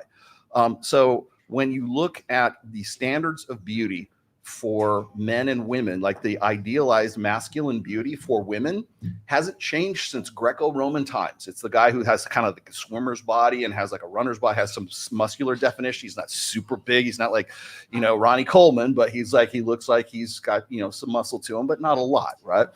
And then for men, and I can prove this to you. All you got to do is go on Pornhub and you can see fat girls, skinny girls, midgets, blondes, brunettes, tan girls, pale girls, whatever. There's ladies, the best news of all this is there's a niche of porn that caters to your specific body type, and all you got to do is find it. All you got to do is find the guy that's into that. All you got to do is find a member of the United States Army, and you are 18 to 80, set. Blind, crippling, crazy. Yes, you stand outside of Fort Hood, Fort Bliss. Yeah. You are going to get you some booty. Yeah. So, but I thought that this was interesting because I do understand this. Like, I get there's certain things I don't understand. I don't understand why guys have like foot fetishes. Like where did that come from, right? But I know that enough guys do that it's a thing. Like women can make money off of foot fetish OnlyFans or something like that, right? So I understand that that's sort of the specifics kind of learned behavior, but then there's the instinctual side of things, which is we want a woman with an hourglass shape, which is the hips to waist ratio, and but here's the part that he I mean, I'm sure he knows this, but what is brought up is the idea of a 0.72, around 0.72 hip to waist ratio is the one men tend to prefer amongst several different cultures. And when blind men are haptically or asked to describe or to create, almost like with clay, the hip to waist ratio that they would prefer, they're blind. Remember, it's not because of magazines. They also prefer a 0.72 hip to waist ratio. And does anyone want to guess the most fertile women in the world are a 0.72 hip to waist ratio? Isn't it weird how men prefer women who have signs of fertility and they're the most fertile? It must be culture. It must be because of Playboy. It must be my heterosexuality must be a construct that was created through television, radio, and film. Or it's fucking genetics. One of the two, not really sure. But if it is genetics, then that means beauty is not subjective. It's objective. Fuck me. What does that mean? That's terrible. That's crazy that's going on. We need to get rid of all these patents. Shout out to Swimsuit USA. I'm going to be there October 20th to 27th. I'm going to be on the MC for it. You guys should come check it out. I was going to say that. Okay, so you're correct. I think there's an instinctual evolutionary side to this as well. But there's also a learned behavior side, because I know some of the brothers like big asses and like a hippie, thicker women. I don't understand that, because to me, if you got thigh gap, that's the ultimate test right there, right? But the thing is like then you have a particular type that you happen to be attracted Yes, I like to. women who genetically have a 1,400 cc boob job. What is the wrong with it? I don't understand. It's just genetics. But let me say, in our evolutionary past, how many women had boobs it's just that they're were firm. that size? They're firm. That's all that matters is firm. That's it. They're just firm. You know what I'm saying? There has to be some kind of learned behavior in there. I think, like you guys are saying, like these days with, again, the whoever you want to believe it is, I think it's the satanic cabal trying to there we go. disintegrate humans' health over thousands of years. But I think that I had to think about this, but I think that our health industry, clearly they've lied to Western populations for, years and years with the food pyramid and stuff like that. But I think that they've been attacking females, obviously, with the get fat. But I also think that they were attacking females' breast size with the things that we were eating, because when I was in my 20s, I was just flat, and I have no surgeries, nothing. I only dye my hair blonde and I get my nails done. That's it. I have no surgeries, no injections, nothing. And when I hit 32, my boobs just started growing out of nowhere, right? So all my whole 20s, I was just flat. Like So you hit puberty in your 30s. And it wasn't even puberty, because I was horny through my 20s and had natural menstrual cycles and everything like that. But somehow in my 30s, and I think it was the stuff that I was eating changed. Hormones. Well, the stuff that I was eating straight up changed through my knowledge of they're poisoning us, and all I've been eating is sugar and not real butter. You know what I'm saying? Like stuff like that. And because I wasn't eating like real butter, my boobs wouldn't. I think there's a natural thing in butter that makes chicks boobs grow. What is your ideal body type for a guy? For a dude, it is like you were saying. It's the normal. Like I would call like the most men in this room attractive males. Like I would say that. Like again, I love men. I just have to have self-control over myself because I am a horny girl and I always have been. But like I like you guys' body type is the more, I would say, attractive type of male, like just natural muscle, not steroids, because I can see steroids like popping out of the guy. Like I like natural muscle, a dude who eats healthy, like not too huge and not too like, you know, just lean, which I've dated lean guys. Taller than you? Tall is fine. I fell in love with guys who were 5'10". I fell in love in my 20s. I was 23. I fell in love with a guy that was 5'10", and I was 5'7.5", and I wear heels and I'm 6'1". I was in love with him. I would have his baby. I would have reproduced real fast, but he was the fuck boy. You know what I mean? So it's not always like. But that's the one that does it for you. Alexandra, what's your ideal male body look? I like muscular. Mm-hmm. Anything about height? Anything about taller facial than me? Features? Taller than you. Mm-hmm. Taller than you. Does he have to have darker skin than you or lighter skin than you? It doesn't matter. No. Does the guy that you dated that was taller than you and muscular, is he the one that cheated on you? No. I mean, he's the one you cheated on? No, I'm just kidding. No, just kidding. Wait, what? I'm messing with you. What's your ideal body type for a guy? So I mean, he doesn't have to have, you know, too big of muscles or anything. Just look healthy, because I like to work out. So I like somebody that, you know, also likes to be healthy and work out. Doesn't have to be too big, like you said, like steroids, not really into that. Definitely height matters to me because I am a little taller. I mean, I'm 5'6", so I definitely like to wear heels, and I don't want someone to be shorter than me. I don't know. I don't like that. According to Reddit, I'm also 5'6". You guys can look it up if you guys want to check that out. Yeah, we're gonna get we're gonna have the measurement stick installed on the door here real soon. We proved that wrong yesterday. We proved that wrong yesterday. They're gonna like you're about to catch so much hate. So we did a now they're gonna say I'm 5'6" as well. So KJ's 5'11", and we stood next to each other, and I'm 2 inches taller than him. And so he obviously disproving that I'm not 5'9". But the thing is, these people are so gung-ho on this thing that I'm lying about my height, and it's just so funny. You're going to catch a bunch of hate now from this. Watch. Anyone who tries to disprove that I'm 5'9" or whatever, you're just going to catch a ton of hate. What's your body type? Anyone that takes care of their body. Like I definitely can't do a man that has a bird chest. If you're skinny, a bird chest. Hell no. Okay. But anyone that just takes care of themselves, nothing too muscular or bulky, it's just unattractive. Okay, so I heard about this thing at the sex parties that there are dudes that are flown in just to like have sex with the wives. Is that a thing? I've actually never heard of men being flown in.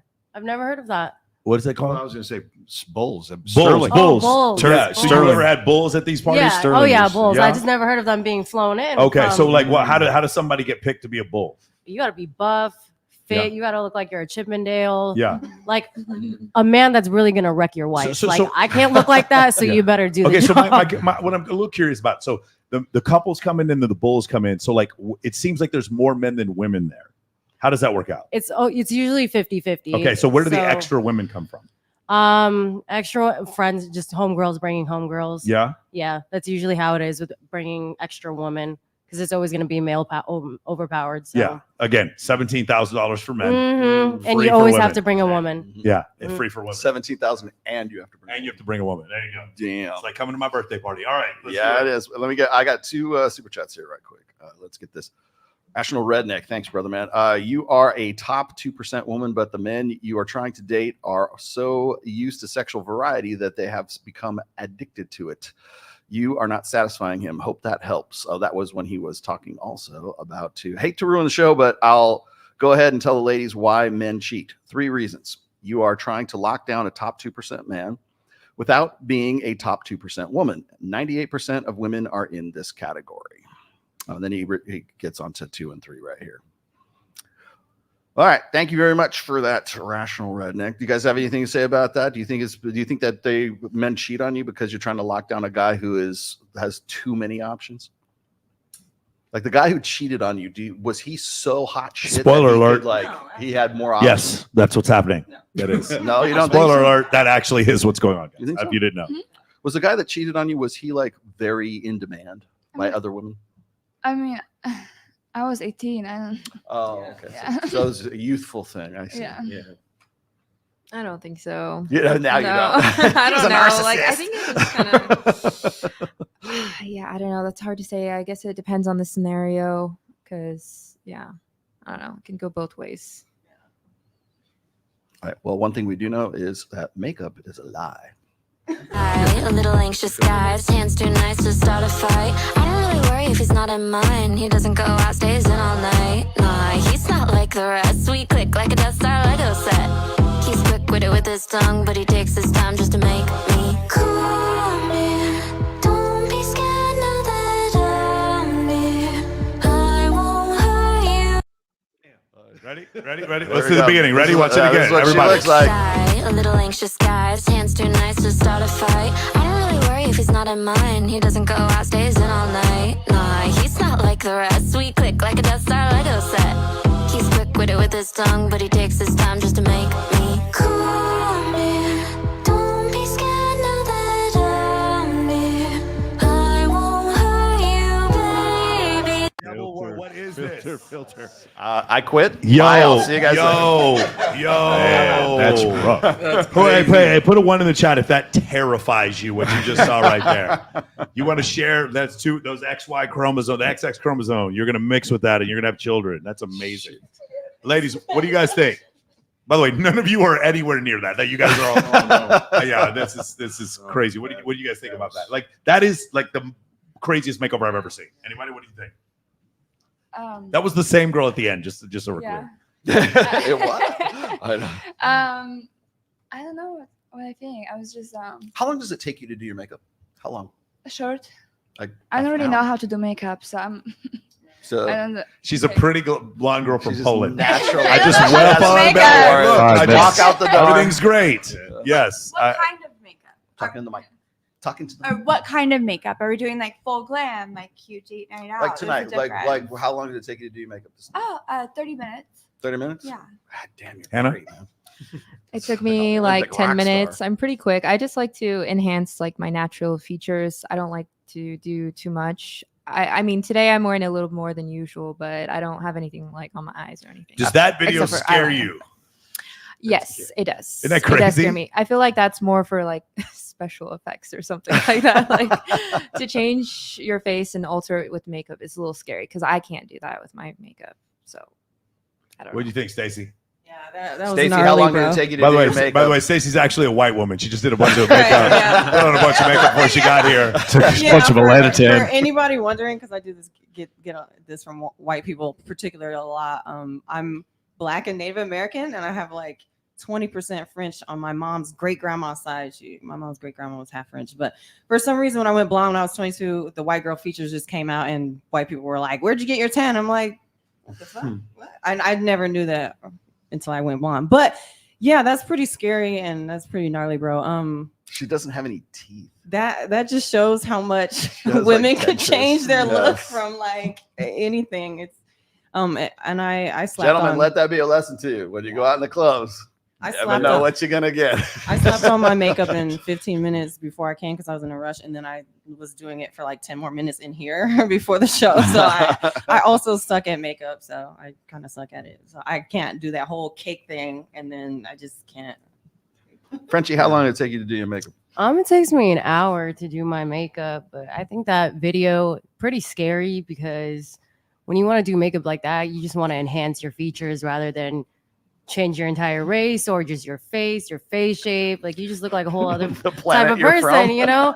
If I really wanted to try to change my face, I could do it. And it kind of scares me because there's Mhm. times I've gone out to the club and I'm just like, who the hell is this? You know, so it's pretty scary what you can do and how much you can transform yourself. Yeah, my favorite was what I'm on red. Go ahead. My favorite was what I'm on red. Go ahead. You're No, you're on. Yeah. I think The first date should always be a swimming pool. A swimming pool. Take a swimming first. Yeah. Take her swimming. Go to Take the her beach. to the beach. Um, Somewhere where there's. Yep. It's really crazy. So I'll do red carpet interviews for like some of these events, and the girl will be like, "Oh yeah, thank you," and I'm going to come to the next event. And I was like, "What next event?" It's like, "Oh, the thing that you invited me to." I'm like, "I invited you to something," and then it's like, "What's your IG?" And I go check your IG, and I'm like, "What the fuck is this?" It doesn't look anything like her, bro. It is crazy. How Well, it's catfishing, right? I mean, my friend Magda, she goes, she's from Germany. She goes, "I'm so happy to see my friends and all their new noses. So I'm so excited to see them all." well, I mean, and that's the makeup side of everything. There's also Face App. There's also there's video apps that can like. No, Face App can actually change your face now. Well, in video. And then there's also Body App too, where it can like, Facetune. You can snatch. Facetune, You can fashion a girl's weight with you Facetune. can do anything digitally these days. But no, I was gonna point out that a lot of guys will say, well, like makeup is lying. And I'm like, well, do you want them not to do makeup? I mean, I just don't. In some ways, I mean, I understand why women will do certain things to their face. I think a lot of people don't understand like the way that women do like their lips, or they put on a little bit of blush or something like that. It's meant to simulate the flushing of the skin for sexual arousal. That's what it comes down to. And women go, well, I have to do it because all my other girlfriends do it too. You have to. It's just society, whatever it is. But I don't think we really question why we do those things, or why we want to be somebody online or somebody different. I have a friend of mine. In fact, I'm hoping he's going to be able to come out here, but he's a plastic surgeon from Turkey, as a matter of fact. His name is Dr. Oz. And I remember I think it was in 2021, we had this really great discussion about what he was calling, or what at the time was being known as called Zoom dysphoria. And what it was he was getting this influx of mostly women, but some men too, to alter their face so they get sculpt to their face and get the nose job and everything, because they wanted to look like how they looked on Zoom. Zoom can touch up your face. Touch up your face. I want to look like that. I want to that because that's the real me. The real me is the way I look on Zoom. My digital presence, my digital online avatar, or whatever I am, my personality online. That's who I really am, and I want to be that in real life. And it was really kind of spooky at the time. I mean, what's wrong with that? It's just you looking at yourself on camera. Oh, I have nothing against cosmetic surgery or boob jobs or anything like that. I'm just interested in the psychology of it. Yeah. Trust me, I have no. Please keep doing your makeup. Let's do Ryan Pownell. Shout out to Ryan. Ryan, here you go. This is for you. All right, let's go back. Okay, so Ryan, here's the setup. Here's the setup. Ryan is the host of Pillow Talk. He's been a buddy of mine for a little while. Ryan is another friend of mine is Bree Stern. Bree and I have been friends probably longer than I've been friends with Ryan. They met each other. They started dating. They've been dating for a little while. And then Ryan did my show, and right after that, Bree and Ryan broke up. I think they're still cool. I'm not really sure. Anyway, Bree, she traveled out of the country and messaged me recently. And I'll just let you watch the story here. Ready? Watch. Yeah. Well, read this first. Just heard Andrew Tate settled down and got himself a girlfriend. I can't wait to see her.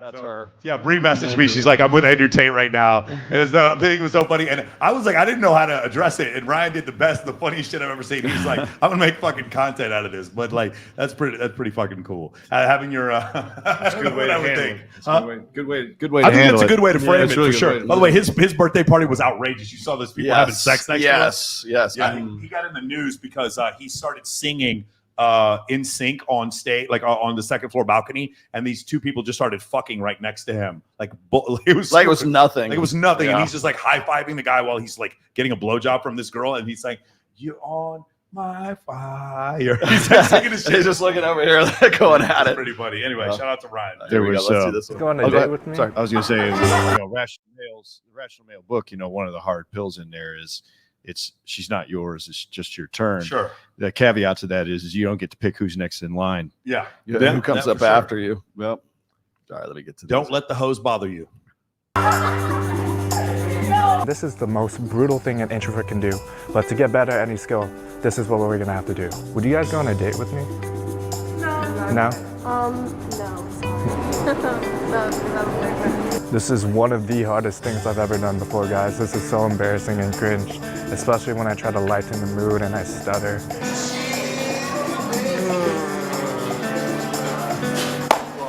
Would you go on a date with me?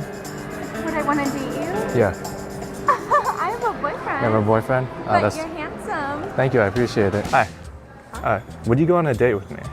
You know, as of right now, I would say no because I don't know you. But if I knew you from something outside of us having just met, my answer might be different. Awesome. Hi. Can I ask you guys a question for a video project? No, I'm sorry. Oh, no worries. Thank you. Hi, can I ask you guys a question for a video project? We don't have time. No, it's okay. No worries. I'm starting to lose hope, guys. It's been over an hour and not a single yes. Not a single yes. It hurts, but we just gotta keep moving forward like Aaron. Would you guys go on a date with me? Right now, probably not, just because I'm not looking for a relationship. Once I get to know you and I want to, then I might. Would you go on a date with me? No. No. Okay. What about you? I have a boyfriend. You have a boyfriend? Well, he's not coming, obviously. Yo! Okay. Would you guys go on a date with me? With me? I have a boyfriend. You have a boyfriend? What about you? I'll swing that way. Okay. All right. You have a boyfriend? Yeah. I think I figured out the problem. The problem is I keep asking people in groups rather than singles. Let's test that out. Would you go on a date with me? No. Oh, I have a boyfriend. No, because my girlfriend's with me. Oh, your girlfriend's here? What about you? You guys both have girlfriends? Awesome. It's okay, we got this. Eventually, it's a numbers game after all. Would you go on a date with me? I think that would depend. Depend on... I would have to get to know you and see if we're compatible with personalities and things like that. That's true, very good point. What about just in general? Like, if you had to choose? Are you a good guy? I'd say so, yeah. Maybe. See how it went. Awesome. Would you go on a date with me? I love it how I'm Muslim, sorry. No? No. No? No. All right, 3 no's, awesome. Can I ask you guys why? Not my type. Not my type? Yeah. Awesome. Thank you for the honesty. I'm married. You're married? Yeah. Awesome. Is it the glasses, guys? It's better without glasses. Hey, how's it going? I'm lesbian. You're lesbian? Yeah. Awesome. Is this your girlfriend? Yeah. Nice to meet you. Would you go on a date with me? Probably not. You're, that's right. Awesome. All right, thank you. Would you go on a date with me? No, I have a boyfriend. Sorry. No? No, I'm sorry. No? I have a boyfriend. You have a boyfriend? Yes. Well, he's not coming, obviously. No. Would you go on a date with me?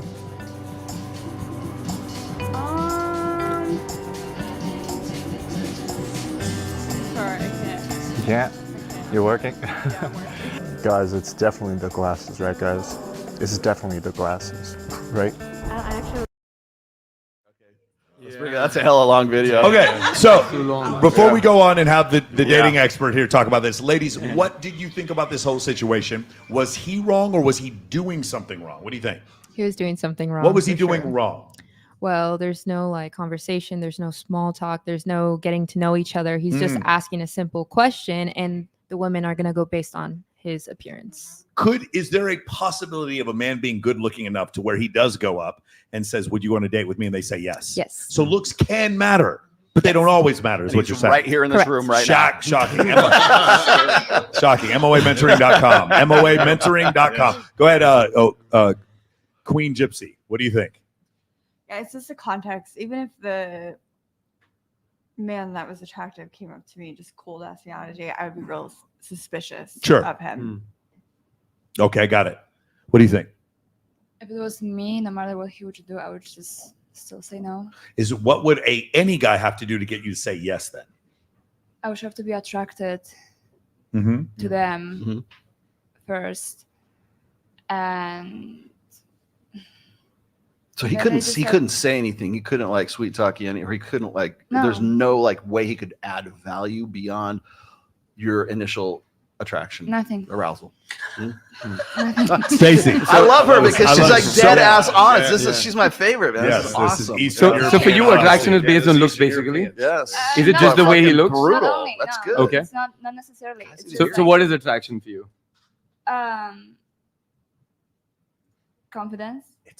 Okay, correct. So it's not just looks. It's energy. Chemistry, energy. It's a Vibe. It's a feeling. It's a vibe. But most It's of the an time, aura. attraction, if I don't know someone, you know what I mean? Yep.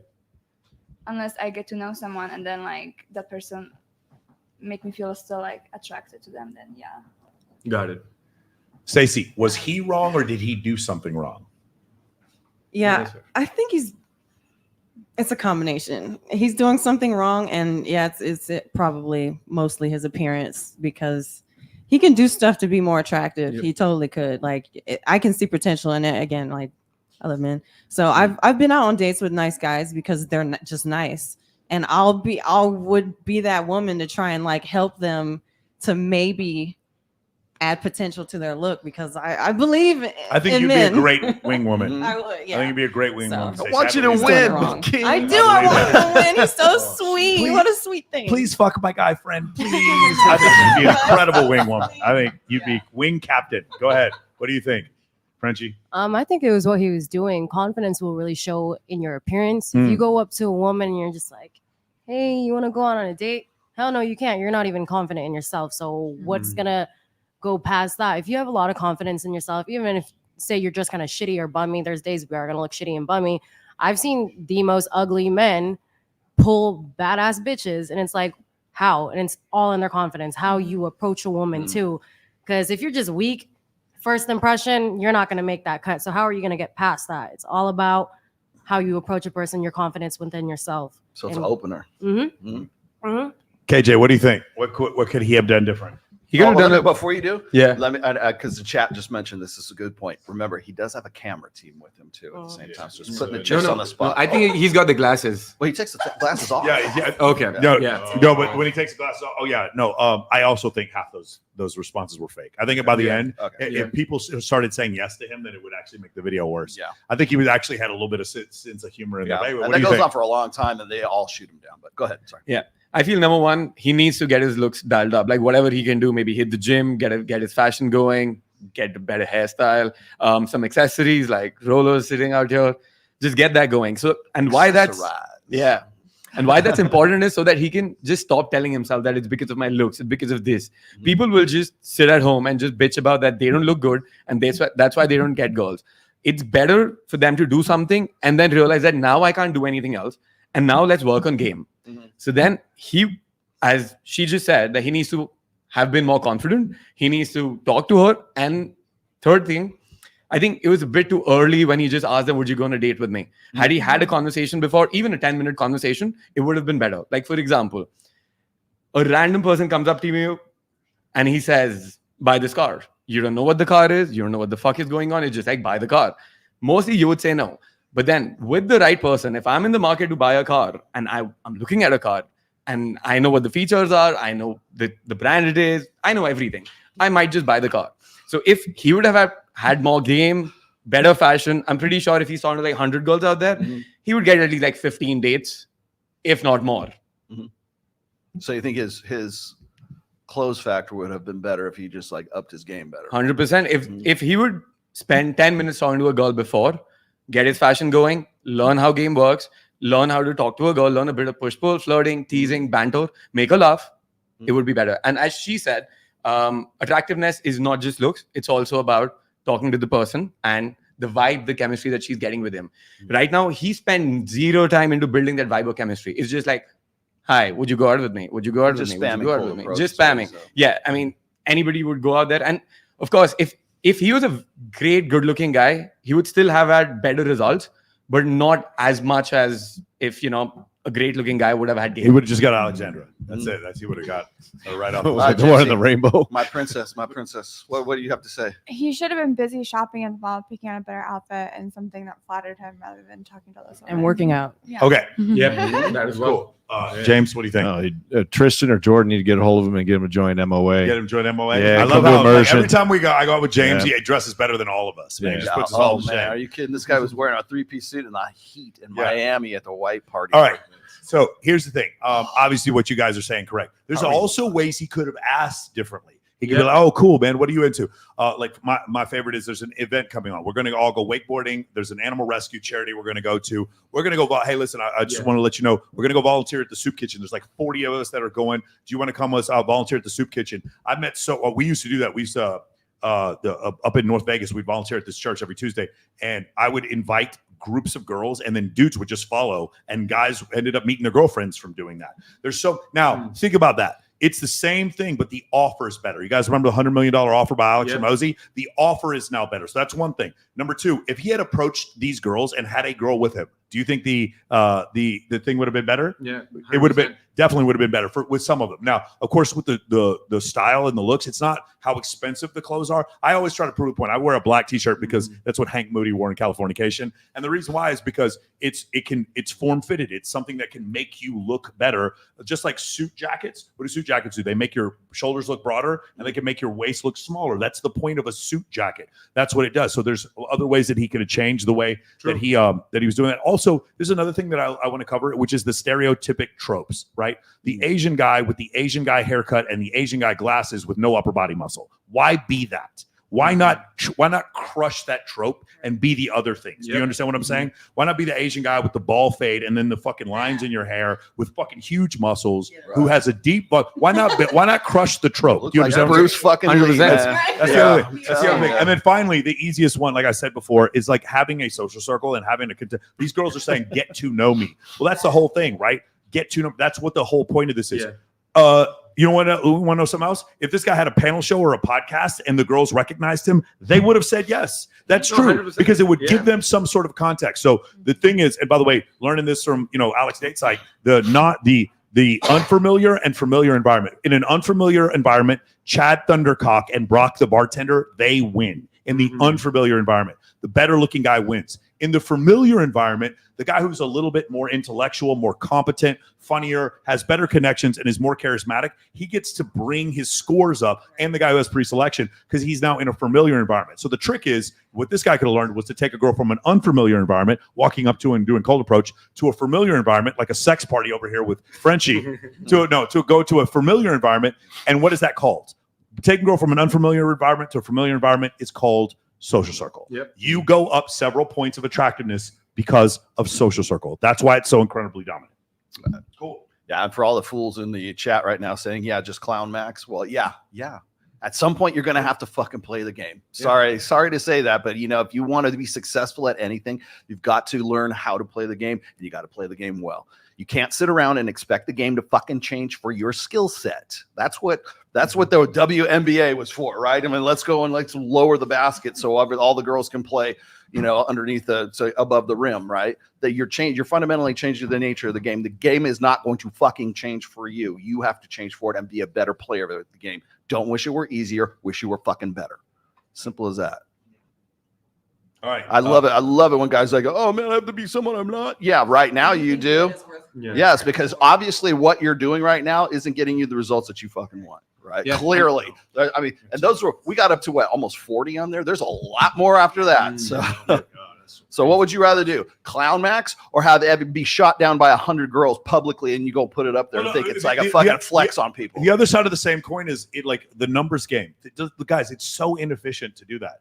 Seriously, having an incredible social circle, the numbers man, I'm trying to tell you, man, if you try to do cold approach, like you're in the 10-5, if you're not good at what you're doing, the 1%, man, if you have if you're like me and I'm going to say, I invite 4,000 girls to the Maxim party, it's like 50%, like 80% open rate and 50% of the girls show up. Like, that's so much better. Why would you not want that life? And it's still like, I just don't understand the whole concept. Again, go do cold approach. If you're afraid of rejection, you should definitely go do cold approach. That's not the point. But he went direct. This guy has no game and went direct. Yeah, and he didn't even go indirect. And he knew what the responses were going to be before. It's all predetermined. Yeah, like one thing I never do, I never mention the word date. It's just never there. Let's catch up. Do you want to grab some drinks and catch up? Let's catch up. Let's hang out. Yeah. What's up? My Let's favorite meet up. one is that no investment. let's talk about your new podcast, because every girl has a podcast they're about to start, and none of you fucking started. Every girl, you guys want to know a secret? Yeah. Every single girl has a podcast they're about to start. Trust me, guys. Right now, go. Hey, what happened to that podcast you're going to start? Message them right now. Every girl you have a crush on, be like, yeah, we're going to start it in December. It's going to come pretty soon. We're going to let these bitches know what's up. Like, that's every girl has a podcast they're about to start. Go ahead. I saw this stat recently, and I think it was on a Twitter. You know how I am on Twitter, right?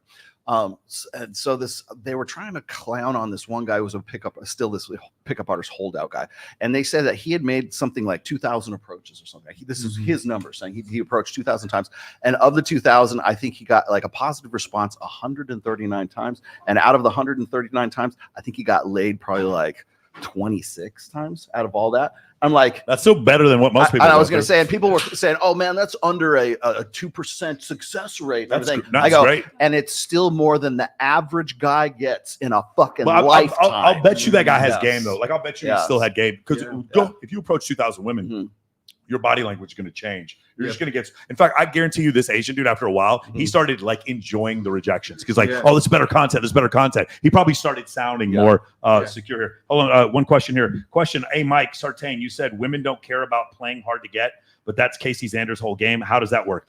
Here's how it works. I never said that. So congratulations. I have no fucking idea what you're talking about. I'm literally the guy who says friend zone women. I don't know. Maybe you want to listen to what I actually said. Okay, cool. There we go. Oh boy, this is a good one too. So one of my guy friends gave me permission to make a Hinge account for him, because I was telling him how easy dating is with dating apps, and he was telling me that it's incredibly difficult. And I was like, Pete, you must be doing something wrong. And he gave me permission to create an account for him and just run the account. I've been a virtual boy for 3 days, and I've never felt this bad about myself. I feel like a freaking loser trying to get these girls to like me. And I'm starting to hate women, because I'm like, when I say I mean Pete, because that's the account I'm using. Pete's about a 6. But I'm so desperate, I'm liking the 2s and the 3s, and even they won't like me back, Pete, which is a 6. So what level of delusion has entered women's heads? Like, what is going on? It is so difficult dating as a boy. I hate it. I'm on day 3 of being a boy, and I hate women, and I'm more depressed than ever. Are any of you ladies surprised by that? Any of you ladies surprised by that? Do you guys think if you got the hold of some average-looking guy's Tinder, Bumble, or Hinge, that you could get dates? Do you guys think so? I've heard women say this, like, oh, no, you just go out there and be like, I want to fuck you, and let's go meet up and have sex. Because that's, whenever women get a hold of these accounts, that's what they do. Because they think that would work. Because women, if they're like, well, if I was a man, I'd be 6'3" and have a huge cock, and I would get all the fucking girls. And it's like, no, you don't understand. The average woman is not interested in the average man. It's not. The average woman is interested in a guy who's a 9. That's it. And she thinks she can get him. And she can definitely fuck him, but she can't keep him. And the confusion is the reason why there's delusion. Do you guys understand? Cool. Anybody else? Anybody think anything about it? Go ahead, Stacey. Yeah. Well, again, I would say, once again, you can't plot what women like on a graph. So although I do agree, like, I think women are the fairer sex. So yes, men will swipe more on women because we're just naturally the fairer sex. And with the crazy makeup, of course, we'll be tricking everybody. So yeah, I think men, like, if you're going to pose as a dude, I don't know. You just have to up, like, the average dude, he has to, like you said, he has to up his game. He can't just be a fat, lazy nerd in the basement and then get on a dating app and be like, why don't chicks like me? Like, dude, like, work out, cut your hair, like, keep yourself, you know what I mean? Like, so, and the average dude is that guy. Like, so it's not just that chicks like 9s and up. Like, a 7 can become a 9 and a 10 to a female if it's the right dude. So it's not always like, it's just that the average dude, if he's not trying at all, he's not going to get any play. And the chicks be trying, like, we We flip our makeup like crazy, 100, 200%. Like we're trying as hell. And the dude sitting up there with the selfie like this in his car, like with his nose and you know what I mean? Like he's not even trying. So that's why the average dude doesn't get play because he's not. He's actually the average woman is not interested in the average dude because women are more picky than men, just in general. and he ain't trying. It'd be the dudes that's not trying. I can show you some guys who are trying hard as shit and they still can't get any right swipes. I don't really think that it's that case. I really don't. It's not one of those things. It's like, oh, they didn't want it bad enough. You know what I'm saying? Like a WNBA team playing against the NBA All Stars. Well, they didn't want it bad enough. No, they just weren't tall or gifted enough athletically. Some of these guys are just not good looking, and women don't want to hook up with them. That's what's going on. The problem is these same women don't understand, like, that's actually who you're going to end up with. This is the hard part. They can't grasp this. You're going to end up with that dude or lower because by the time you figure out that guy wouldn't even commit to you, women are left swiping on dudes that wouldn't even commit to those women. That's how fucking crazy this is. They literally are left swiping like, oh, I'll get him. He's too ugly. He's too ugly. And I'm like, these dudes are just trying to fuck. That's all you're going to get in your left swiping. By the time you figure it out when you're 42, then it's finally time to have a baby, right? Then we can have a baby at 42. No, that's all incorrect because We just need to have her on and that's all incorrect because I know it because I have been the chick single in my 20s or 30s at certain points. I've been in relationships and I've been out of relationships. And again, I'm a one-woman man. But if I've seen the guys before years ago on a dating app and they just don't try, I'm like, no. And I can tell that they're not trying because they're not working out. They're not getting their hair cut. Not that the dude has to be a female and do all this stuff, but with a little maintenance, men can look very well and very attractive and more attractive than and they still do. Get rejected by most women. That's fine, but then they'll have a better chance of the one or two chicks that say yes. You're correct. And you only need one. Or you could completely skip dating apps and cold approach and actually just build social. Which is the main critique here is going to be that that dating apps are like a very isolated and closed environment. So it doesn't. It's not representative of the global sexual marketplace. I mean, it's a good place to start. Don't get me wrong. I mean, people are still using dating apps, but that doesn't preclude you going to the club and having a guy like approach you in real time, right? So there's other sexual marketplaces beyond just the Tinder, Bumble, and Hinge. I want you guys to, though. Are any of you ladies in a relationship right now? You are monogamous relationship with a guy? Only do monogamous. How long? For how long? A year. A year. How long? 10 years. Are you in a relationship right now? You've been in a relationship for 10 years and you live in fucking Las Vegas? Stop the show. What's wrong with you? Stop the show. How did you pull that off? I don't know. You must have this motherfucker strapped to the bed like misery. No, it's quite the story, actually. We've had ups and downs. I mean, we've had breaks and stuff. Okay. Yeah, so it's not like perfect or pretty or anything like that, but I think we're just really good with each other. Like we have the same vision. So yeah, that's why we've worked out for so long. Are you polyandrous? You have like multiple dudes and you just keep them on the back? No, just him? No. Just one? Just one. Girl, Plan how B. about that? There we go. Plan That's B. amazing. Incredible. There's a 10 unicorn in years. Las Vegas. That's like 100 years in Dallas. Yeah. That's like 10-year 100 years. Go ahead. Go ahead. Gypsy Queen. No, nobody. Are you not in a relationship now? What was have you had a relationship in the past? Yeah. How long did it last? Which one? The most longest recent one. one. Most The most recent recent one. The most recent one was like a year and a half. A year and a half? Okay. Alexandra, are you in a relationship? No. No. What was the last one you were in? How I've been long? single for 8 years. 8 years. 8 years? Oh, okay. Why? Does dudes suck? What's going on with dudes? Why is 8 years? I don't know. I just haven't found the right one. Okay. Well, if you're the right one, go ahead and write in the chat here. There you go. You can go ahead and message Alexandra right now. Frenchie, are you in a relationship? I am not in a relationship. When was the last one you had? How long? Maybe it's been 4 years now. Mhm. It was about three years. Mhm. Yeah. Okay, 3-year relationship. so going back, maybe you're the best one to ask, and you're in a relationship as well.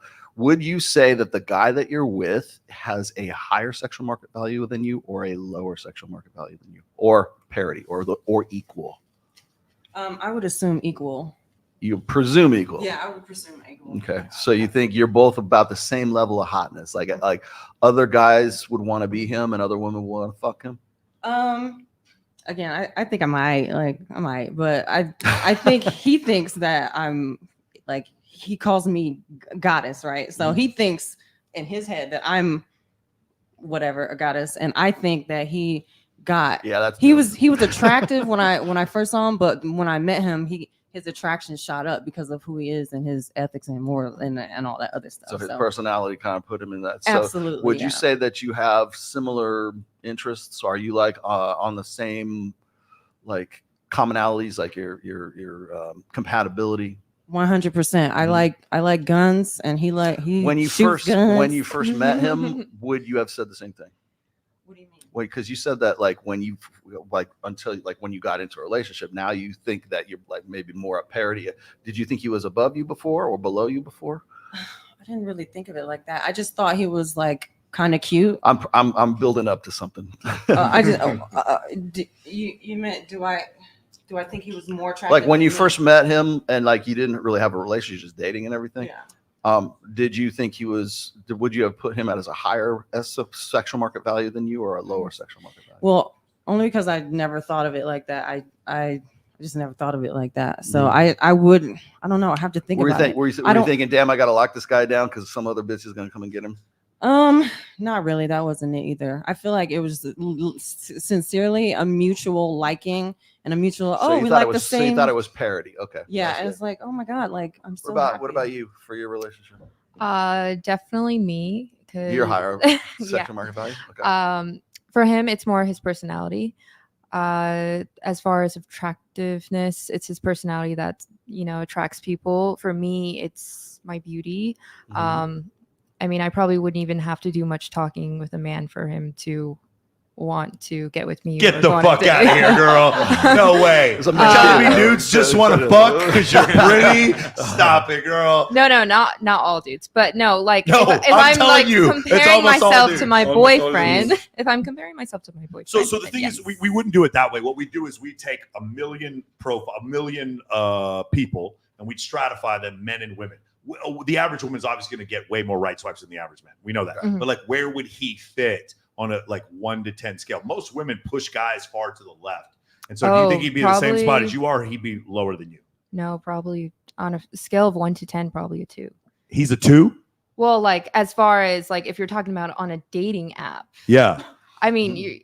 Yo, dudes are like sneaking in your DMs right now. You just said your man is a 2. Okay, well, What women like. I'm just talking about in general. Like, first off, I hate dating apps. Okay, because I feel like. Yeah. Okay, my standards are like as far as We're like, gonna put her IG okay, in the chat here in a second.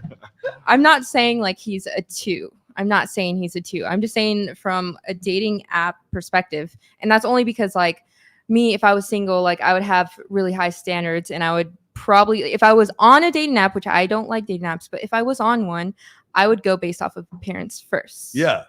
100%. And my standards are really high when it comes to appearance. Unless you have a conversation with me, then when you were on a break, were the other guys you're on a break with very much more physically attractive? Yes. Yeah, that's right. Okay, there it is. All right. Well, there's another video. Mac and sorry, Murphy. Mac and Murphy. No, Mac Murphy says the same thing. Well, now he People want does. Cheat, Yeah. with not cheat, but like be with more physically attractive people. Now, by the way, I would say I'm about a 2.5 and he's a 6. That's about where we would rate ourselves. That's how it goes. Hey, I am the hottest guy on Twitter, according to Alex from Date Psych. Yes, thank you very much. I win. Ha. So for your last relationship, would you say you are of higher value, Gypsy? Like physically? Physically and attraction wise, like value added. How's that? Of course. Yeah. But in the past, no. Like for your necessarily. last relationship Yeah. that you were in, were you like, would you say you were a higher sexual market value than he was? Yes. Okay. So what made you stick around with him for, I don't know how long, what did you say, a year? How long was it? A year and a half. Yeah. What value added did he have that offset the fact that you felt like you were of higher sexual market value than him? Companionship, financial stability. Financial stability, you don't say. Okay. Sugar He was very highly skilled.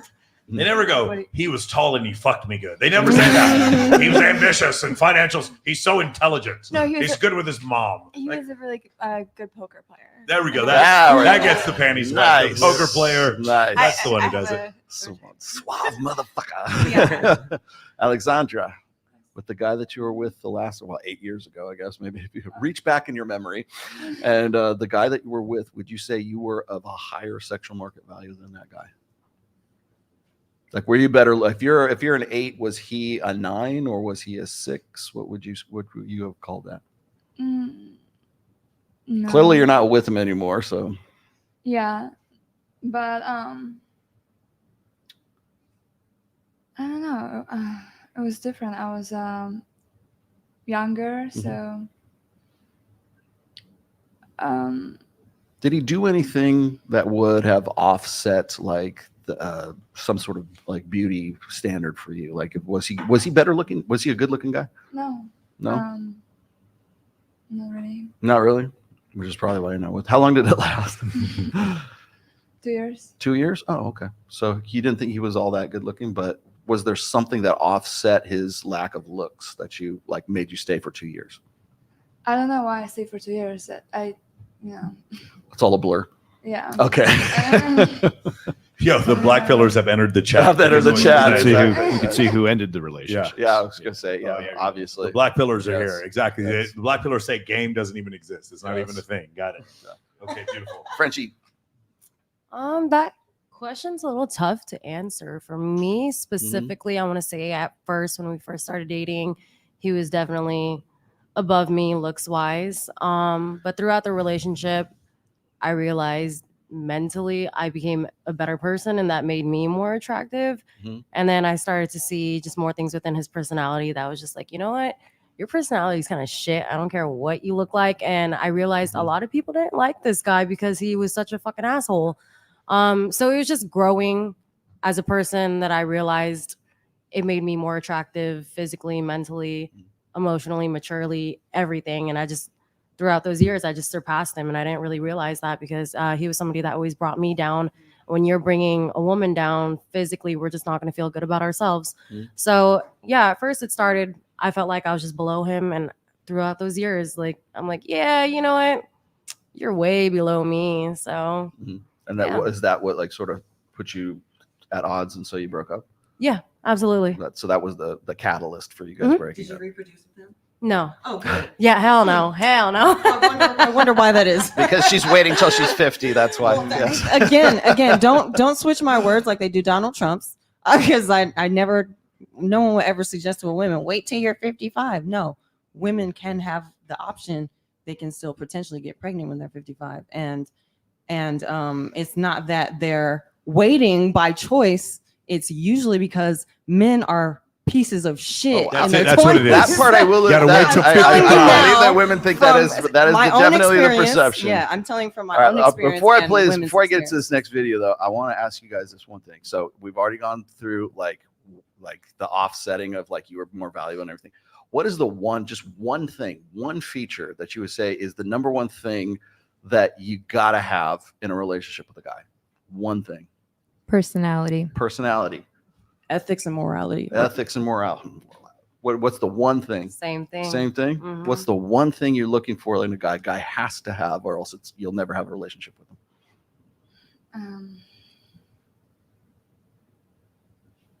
You put me on spot right now. We'll come back to you, Gypsy. Consistency. Consistency. I like interesting. that one. Okay. And you said Personality. personality. And Alexandra, are you ready? What's the one thing a guy has to have? It could be good looks. It's all right. You've been brutally honest. Okay. In fact, I almost expect that to come out of you right now. Okay. So looks is the primary thing, or what? I just love. Love? Yeah. Okay. All right. Now let's see what our friend Mackin has to say about all this great shit. After survey, men say they care more about physical attractiveness than women, and women say they care more about money than men when selecting a mate. But a recent, sophisticated registered report of over 10,000 individuals from around the world compared what traits people say they want to what traits actually predict romantic evaluations. And first, they found that men understated how much they cared about earning potential, and women overstated it. In other words, for women listening, men care more about your career in practice than in theory. And for fellas, women generally care less about your earning potential than they let on. On the other end, they found that all people, but especially women, understated the importance of physical attractiveness. So looks matter more than people say, especially more than women say. On paper, sure, classic finding, women care more about money, men care more about looks, but in actual romantic evaluations, men and women care about the same about both. And they both care more about looks than money. And for what it's worth, this result is very consistent with a large-scale meta-analysis on the same topic from 10 years ago. Now, to be clear, this doesn't mean that anyone's lying on paper, right? We don't have perfect insight into what drives our romantic feelings. Men might genuinely think they care less about a woman's career than they do, and women might genuinely believe that looks don't affect their romantic evaluations of men as much as they do. It's just that, on average, they're wrong. So it's interesting. This is the argument that I hear. I love how he erases his entire point in the last like 30 seconds of the video. So this is the argument that I hear often. It's like, well, women are saying that they want, the 6'3" tall guy, blue eyes, with the blue eyes, right? Trust fund, whatever. Yes. And then they don't get with that guy, and therefore, ha, Michael, hypergamy isn't real. And it's like, no, there just aren't that many 6'3" guys. They're only 1% of the population. Yes. So when when he's saying women do care about looks, but they don't care about it looks as much. What he's saying is they still care about looks. It's just in practice, they can't find guys to commit to them that look the way that they want. So they end up settling, but they're not settling. They're actually going across the scale to who they should have ended up with anyway, had their beliefs not been fucking delusional. That's who they probably would have ended up with. But in their minds, they're settling. Of course, they're not. And so that's the issue. And the thing with money, it's like men underestimating how much money matters. Well, yes, the world is expensive. Having a girlfriend who makes some money is kind of nice. You know what I'm saying? So I can understand that, because most guys are like, I don't care about money at all. Unless you make like $400,000 or $500,000 a year, it's nice to have a girlfriend who makes a little bit of money. It's cool if she can buy her own makeup and shit. That's kind of nice, right? So I totally understand what's going on. But the problem is, whenever I hear this, like, women say they want a guy who's 6'1", but settle for a guy who's 5'10". It's like, the thing is, no, there's just not as many guys who are 6'1". That's the reason why. It's not a function of women lying about their preferences. It's a function of economics. The barista doesn't date the billionaire. You're correct, but that's because there's not enough billionaires. It's a function of economics. If assortative mating is a real thing, it doesn't mean hypergamy isn't real. What it means is hypergamy can't manifest because there aren't enough high status guys for all the women who want high status guys. If 17% of the population makes $100,000 a year, 14% of the population is 6 feet tall. If you do that, then there aren't enough men out there who are 6 feet tall and make $100,000 a year. It's 2.3% of the population. It's not enough men. Exactly. Look at her face. 2.3% of the population is 6 feet tall and makes, look at, she's like having a heart attack. Is 6 feet tall and makes $100,000 a year. 2.3% of the population. So of course, the women are going to settle, and then what they're going to say is like, no, women are not as delusional as they're making out. No, they are as delusional. And then what it leads to is unsatisfied women, and what you might imagine, a 56% divorce rate. And so 6.1 per 1,000 marriage rate, lowest in recorded history. The marriage rate is plummeting. Yeah. The divorce rate is very high for a westernized country. So where does this all come from? It's because of the whole reason what she said. She wanted a guy who's 6'1", settled for a guy who's 5'9", who makes less than what she said before. And then the blue pill guys are like, well, you see, that hypergamy isn't real. These women aren't that delusional. And then they divorce those men. That's essentially what's going on. There just aren't very many high status men out there. I say like the top 15% of men are what women would consider high status. These are guys who have multiple things going for them, but they have no trouble getting dates. Those guys, it's about 15% of men. There's a bottom third or quartile. I'm going to be generous and say quartile. It's probably more than a third of men who have very little options with women. I know there was that one study that showed 28% of men having 0 sexual partners a year, and that number came down. And I understand that the number came down, but that doesn't mean that those men have solved women. Having 1 sexual partner in a year doesn't mean you fixed your problems with women. You probably still have some issues with women, even if you've had one. That one may have been a prostitute. Who knows? But my point is, in this whole, here we go, sexual freedom, regulated sexuality. My point is, whenever I hear these studies talking about women are not that delusional, and no, they change assortative mating. This proves hypergamy is still real. It's just people's my preference. A lot of people's preference would be to have a Bugatti. They just can't afford it. It doesn't mean they don't want Bugattis. They still want them. They just can't afford them. The barista still does want to date the billionaire. She just can't. She just has to read 50 Shades of Grey and just believe that she's dating a billionaire with a huge, 50 Shades of Grey is fucking bullshit. Anastasia's dating a billionaire with a huge penis who doesn't cheat on any. I read it. I didn't read all 3 books, but I asked my friend, does he fuck any other women in any of the 3 books? He doesn't fuck any other women. He's a billionaire and he fucks no other girls but Anastasia in the whole fucking book series. This is horseshit. This makes me so angry when I read this shit. I read the first book and I was like, all right, it's kind of interesting. And I was like, but I'm sure he had threesomes or whatever. No, he doesn't fuck any other women. This is crazy. Christian Grey doesn't fuck any other women. This is the stupidest shit I've ever seen. Anyway, sorry. Because she has such an ephemeral quality that it's only her. She brings it out. She loses her virginity to this guy. And oh my God, bro. It's so stupid. Anyway, go ahead. I was just going to throw this out there real quick because we got into the assortative mating thing and I'm still going to lock horns with you know who. But I think we need to start looking at assortative mating as it's non-intentional. That's the thing. The problem that I'm having with this right now is like, really, if you look on the right side there where we're talking about a regulated sexuality, this is a regulated sexual marketplace. This is a prior to the sexual revolution. This is how things sort of sorted out. And you can even make a case to say that this is kind of how it is right now. Yes, do 6s get with 6s? Do 5s get with 5s? 4s? Yeah. But they didn't want to. They just had to because that was what was available to them. That's why I kept asking. That's the first thing I asked you guys this is I said, would you say that the guy that you were with was lower than you or higher than you in sexual market value, right? The thing is women aren't looking for a guy who is, if they think that they're a 6, that's what their evaluation of themselves is, they're not looking for another 6. And if they find that guy, he better goddamn well have a trust fund, finances, blue eyes, whatever. There has to be some sort of delineating value-added features about this guy. Maybe it's morality, maybe it's his ethics, maybe it's his loyalty, maybe it's his love, maybe whatever it is that was your number one thing, right? The problem is that when women make those statements, that's their preferred, their stated preferences, right? Problem is their realized preferences are not what their stated preferences are, okay? So if a woman says, well, I want a guy who's loyal, right? But she ends up with a guy who's like hella good looking, and that was on the list too. Guess which one is number one in the stated preferences and which one is in the revealed preferences? Because women want a good looking guy because they're not like a 6 is not looking for another 6 or certainly not a 5. They're looking for a 7 or above, okay? And if that guy is a 6, he goddamn better well have value added features that make him worth like ignoring all the 7s and above, right? It's not fucking brain. It's not brain surgery. It's not rocket science. It's just simple mathematics. And I do agree with him in the sense that there's not enough high value guys to go around. So what happens? Yes, things settle out. And again, it's not who women and men end up with. It's who they wanted to fuck in the first place, couldn't get to that, and then who they are going to settle into.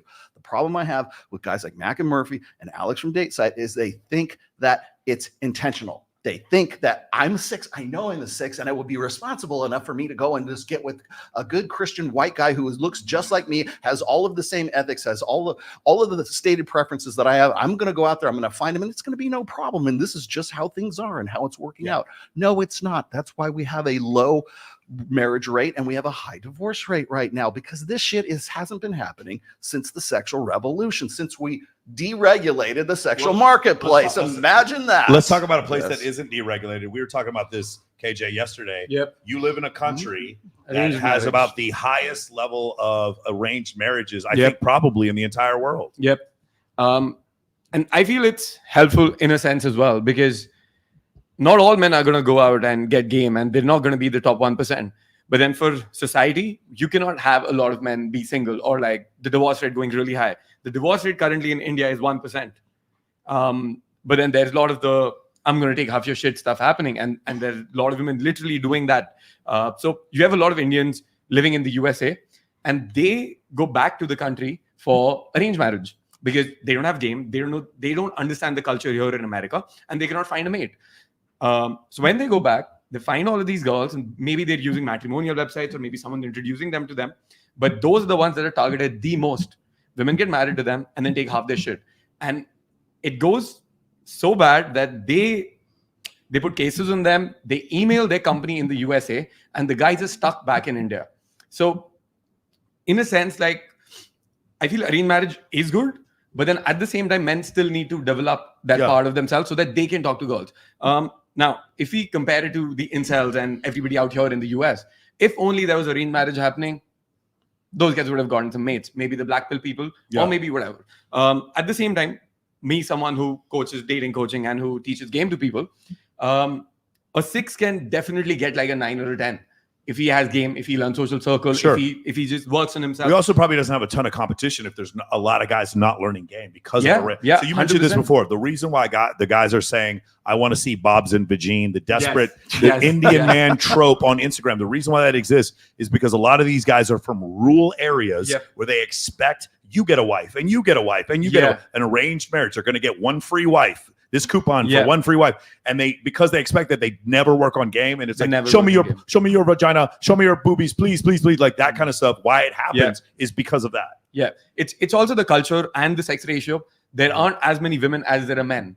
Plus, in the rural areas of India, the culture is such that the women do not go out as much. They're inside their homes and stuff. So even education hasn't penetrated as much to all of the parts of the country. Versus you compare it to Delhi and Mumbai, women do go out. Arranged marriages, so people have an idea that arranged marriages are forced. That's not the case. A lot of my friends who have dated in the past choose to get arranged married to a person because naturally the socio-economic status that they come from, the girls, would want to marry a boy from the similar or a higher socio-economic status. So that's about it. Yes. Nice. Okay. Can I say something? Go ahead. Yep. Yeah, because I half agree with you guys, and then I half disagree. Like I do get it that men are focused on women who like social status and the income and all that stuff, but I love all you men. Like I love you men here, and the men in the comment section. Half of you are fucking idiots, but half of you are level-headed. But sometimes men, I love you. This is why I'm saying this. You need to pull your heads out of your ass. Because not all women are the ones that you see on TikTok saying, I want a 6'1" billionaire. That is not all women. Like me personally, I've never, ever chased a man for his money or his 6'1" or 6'3" or anything. I've fallen in love twice with guys who are 5'10" and in heels, I'm 6'1". So, and I know a chick who's a model who's 5'9", who all the last 3 guys she dated and the one she's in love with now is 5'10", 5'11". So it's not, and she did not look at his income or anything like that. Sometimes you guys got to pull back from internet world and realize that not every female is all rapid on the internet. Majority of women are not on the internet saying, I want a 6'1" billionaire. They're not doing that. I never ever looked for a dude because of his money. I can look at a dude like when I'm dating him and tell that he's making a decent amount, that if me and him were together, we'd be balling, like straight up, just from a regular date, a regular going out dinner, or his car, his truck. And he'll be driving like a construction truck, and you don't even know he's making $100,000, like, you know what I mean? But I can tell the way he treats me, and if he has a house, just a normal house, like we will be balling if I were to get with him. So it's not always, you guys got to stop just assuming women want this guy and she's delusional. Like, dude, the chicks like me, we've dated 5'10" and 5'9", like, and they've been the playboys, like, and they'll make average money, like, and we've tried, we've been there. Some chicks mate with them and some chicks don't because of different circumstances, and there's loads of circumstances where men are the problem, and there's loads of circumstances where women are the problem. So you guys sometimes pull your heads out of your ass, out of like internet world, and just realize some women are actually normal, and they like the man for the being who he is, and his intellect, and the way, and his ethics, and his morality. Exactly, like, all that, as long as he's hot. Let's go to the next one. What's the next one? Let me get these real quick here. Rachel Reddick, you can plot what women want on a graph. Read Dataclysm. That's kind of an old book now, dude. A female 8 matches with a male 6. No, you're dumb. You don't know what you're talking about. Yeah, but not everything is about books and research and data. Like Dataclysm outlined a lot of good stuff, but you got to remember, Dataclysm, the data that was in Dataclysm came from like 2012. Okay. Yeah, probably. I mean, I'm not going to disagree with all the research, but if somebody's watching and he wants to get value out of it, stop reading the research so much and go out and just go talk to girls, work on yourself, learn social circle, learn game, get your fitness and everything in order. I think that helped more than anybody's just watching and thinking, oh, this is that. Gypsy, go. Experiential. Yeah. Okay. Data set. Experience it for yourself. Don't just like elaborate. How like, so? Like you're saying, go out and it's possible. Yeah. I mean, and it's also the standards that you set for yourself. If let's say you're a 6 and you start believing I'm a 6, I can only get a 6. Yeah. You're only going to get a 6. Whatever you settle for is what you're going to get. If you're a 6, why don't you start believing I can get the 9? And I'm only going to talk to 9s. I'm going to do everything in my power, be it social circle or learn game or just get better or earn more money or whatever the fuck it is. I will do everything in my power to get the 9, and you will get the 9. You're Or the 10. You're listening to this narrative. Correct. Yeah. Like hold yourself up to There's that no higher such standard. there's no such thing as leagues. That's the thing, as I think a lot of guys get True. really wrapped up in, is they think, oh, she's out of my league. Like all that is self-limiting belief set is right there. Go ahead. I've dated Ivy. Ivy? Several like Ivy League. Ivy Leaguers, and That's what you meant, right? yeah. Yeah, you knew. Yeah, okay. I went to community college. Yeah. Community. Yes, exactly. No, Iron Rule of Tomasi, I think it was number 8, was always let a woman figure out why she won't fuck you. Never do it for them. What that means is don't self-defeat. Like if she's not going to fuck you, that's on her. She's got to figure out why she doesn't want you. If you're don't do the hard work for her and say, oh, I'm not, like, what do you miss all the shots, 100% of the shots you never take, kind of thing. It's basically based on the same principle. It's like, go out there, take your shot, and let her decide whether she wants to screw you or not you, right? So you're shooting yourself in the foot before you go out there and do it. That's really what that was meant to describe. Funny how none of my critics have a problem with that one either. Hold on, there's one I want to see. Can you pull up the things? This one?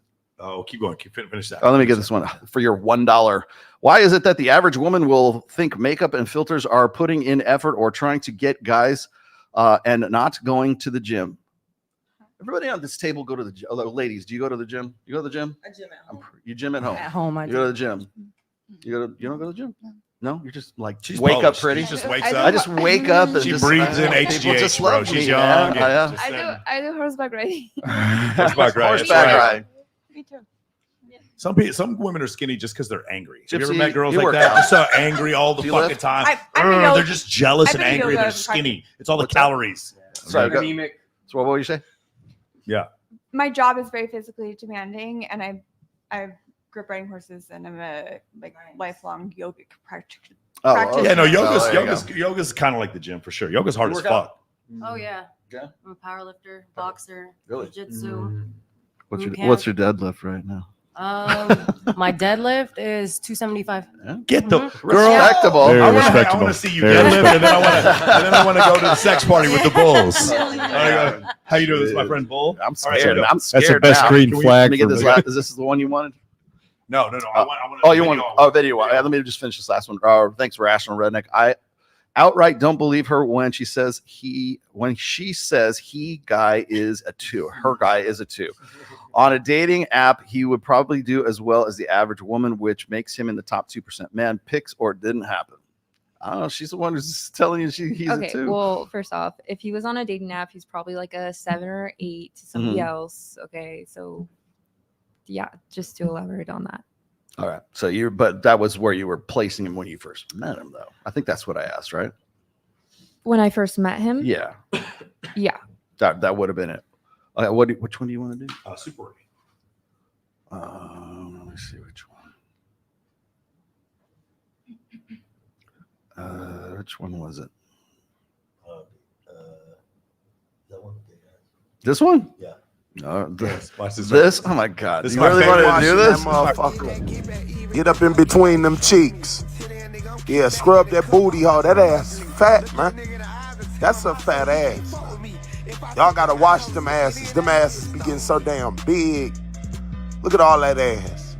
All you gotta do is wash it. Keep that ass clean. Yeah, you out there smelling like $1 million. $1 million fucks. Yeah. You could smell the BB on that L. You could smell it. It smelled like 10,000 back there. 20,000. Just add. Super Ray is my favorite. That is my favorite IG in the world. Check out Super Ray 14K. I piss myself laughing every day watching that shit. Oh my God. Oh my God. Wait, we have to do this. We will be remiss if we don't get to Miss Moon Candace Owens. landing, the Easter Bunny for adults. Once you get 200 miles out, you hit the Van Allen belt, which has an incredible amount of radiation. There's been no human that's gone beyond that belt since the moon landings, allegedly. So I want you to just Google the temperature of the Van Allen belt. And then I want you to Google what material the shuttle was made out of. This literally doesn't make sense that an aluminum alloy could have gone through the Van Allen belt for an hour and a half or 59 minutes. It just couldn't have happened. It literally can't happen. There's no explanation for it. They just don't even talk about it. They don't like talking about the Van Allen belt because that part makes entirely no sense. And then the camera, they decided to give them to a guy who makes movies. So I really feel sad for Candace Owens for doing this because like she could have spent 5 seconds actually reviewing why they were able to go through the Van Allen belt. It's because of the speed they were going through. And also, I know it's really hard to understand. This room is the temperature it is because the air molecules in here. If there were no air molecules in here, what would the temperature be? Anybody know physics? What anybody know? 3 degrees. No, it would be Kelvin. nothing. No, 0. temperature is only a manifestation of molecules bumping into each other. But you're right. If you go in perfect vacuum up in space, it's negative 270 degrees Kelvin. When you're going through there because there were no particles hitting the actual spaceship and because it was rotating and because they went through it and going like, I want to say 16,000 miles an hour or whatever. That's the reason why the Van Allen belt didn't cook anyone. The other thing is once the astronauts actually got to the Van Allen belt, they had a Geiger counter, whatever, and it really didn't show that much radiation. They have vastly over anticipated how much radiation was there with the Van Allen belt. That's the reason why. She could have looked that up, but she didn't want to because it's this new Republican like conspiracy theory trope to not believe that we landed on the moon when we did. The second thing is like the whole thing with the cameras. Yeah, I mean, at the end, they wanted to give it to somebody who was a movie maker. Like what they didn't want to just leave them for nobody to use. That is not proof that we didn't land on the moon. It is one of the most ignorant things in the world to think that because something was hard, we didn't do it. We absolutely could have landed on the moon. There were 600,000 people that worked on Gemini and Apollo. 600, and they are all just lying psychopaths who made this shit up. There is a video when you go to land on the moon, when the moon landing happens, where there's a wave pattern that happens as the jet hits the ground. If you've ever like take a blow dryer and you push it into sand, you'll see it's an actual regular disbursement pattern. That wave pattern is only possible in a vacuum. There are no vacuum chambers in 1969 where it's possible to do that. But my favorite thing for the moon landing deniers, you can eat a dick because you can't explain this one away. Get ready, moon landing deniers. Do you know who the first person to congratulate the United States on landing the moon was? Anybody? Ready? Nikita fucking Khrushchev. If the Russians were sitting there lying for us, do you honestly believe that shit? We beat the Russians to the moon, and Nikita Khrushchev, who had every possible ability to actually see whether or not we landed on the moon, they congratulated the United States. Tell me how the fuck that one works. And the last one, if I were to take a laser right now and shine it in the scene of tranquility, right there where the retroreflector is, where Neil Armstrong left it in June of 1969, you know what happens? I get a laser beam right back in 2.2 seconds because the speed of light is 186,282 miles a second, and the moon is 238,900 miles away. But Mike, jets don't work in a vacuum. Jets don't. Yeah, they do. Because you're leaving repellent back there. Let me get the rest of these. Scramjets don't work, but yes, you're right. Jets do. Anyway, the thing that makes me so sad about the moon landing deniers is that you could take 5 seconds to look at the other side, and you never do. And one other thing, if you're left-handed, a former Marine, and you have a Carcano rifle firing at an object moving away from you at 2 miles an hour at 75 yards, yes, Lee Harvey Oswald could have shot John F. Kennedy by himself. And any fucking Marine who stood up there would agree with me. This idea that he couldn't have shot John F. Kennedy, was there a conspiracy? Maybe. But this idea that Oswald couldn't have shot Kennedy, because, listen, moon landing denier and Kennedy assassination conspiracy theorist, there's a fucking thin membrane between the two of them. There's a very thin membrane. Anybody wants to debate me, you are welcome to come on my live stream and get humiliated anytime you want. Mike, all of the Challenger people died are actually alive. They are all survivors. Yes, I just wanted you to know. No, I don't. This is my favorite part. Like when he gets all worked up over like flat Earth and moon landings. I don't hate it. I don't hate. Somebody says I hate conspiracy theories. No, MK Ultra really was mind altering. It was something the CIA did. Sure. No, there's actual things that actually did happen in Tulsa, Oklahoma. There was a firebombing of a black neighborhood that happened in 1921 that nobody ever talks about. That really did happen. There are all kinds. The Tuskegee experiments they were actually allowing African American men to contract syphilis. That really did happen. This idea that I don't believe in any conspiracy theories, of course they do, but some of them have evidence to them, and some of them do not. 600,000 people worked on Gemini and Apollo. The reason why there were no conspiracy theories about us landing on the moon back in the 1980s is because they were still alive. Now that most of those people are dead, these fucking entitled fucking millennials think that they could just shit on Neil Armstrong's grave, which is so fucking ridiculous. And they doctor these fucking videos. Oh, Buzz Aldrin said we never landed on the moon. No, that's not what he said. He said we were either supposed to go to Mars or go to the moon. He goes, why didn't we go? He goes, why didn't we go to Mars? And he goes, we didn't didn't go to Mars. He didn't say we didn't go to the moon. But these people have to fucking bastardize what he said because you don't have a life. Because something is hard.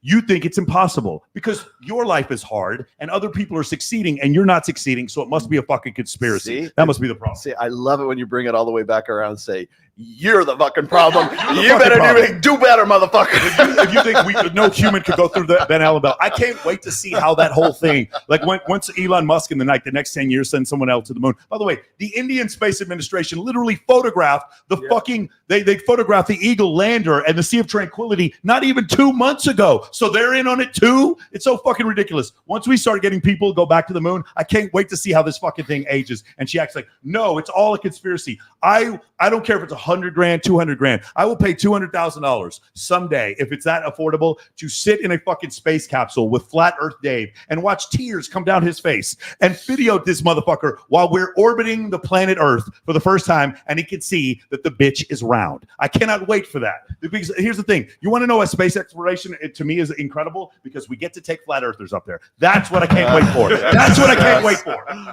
Yeah, what is it? What the Virgin Atlantic has like space, the space flight. They'll take you up on the space plane. Dude, they don't need that. That's not true. Dude, the Virgin Atlantic shit, they don't go above 265,000 miles. You can't see the it's not curvature of the space. Earth. You can't see the curvature of the Earth. It's just, it's not really space. Damn, I'm disappointed. I want to take John Zerka out there. Yeah, there's definitely astronauts who travel 20 years and like are around Jupiter. Yeah, it takes 20 years to get there. Yeah, but there's no astronauts that have left. They're going past the moon. Did you see that last millennial? Right. You would think if we can But go Mike, past, there are hundreds of like Mars thousands of and UFO sightings. They can't all be a hoax. How come one of them isn't real? How come I can shoot in 4K at 60 frames a second and you can't get me better footage than this shit? I can watch Nicki Minaj throw a fucking heel at Cardi B in fucking 4K, but you can't show me a fucking alien spaceship.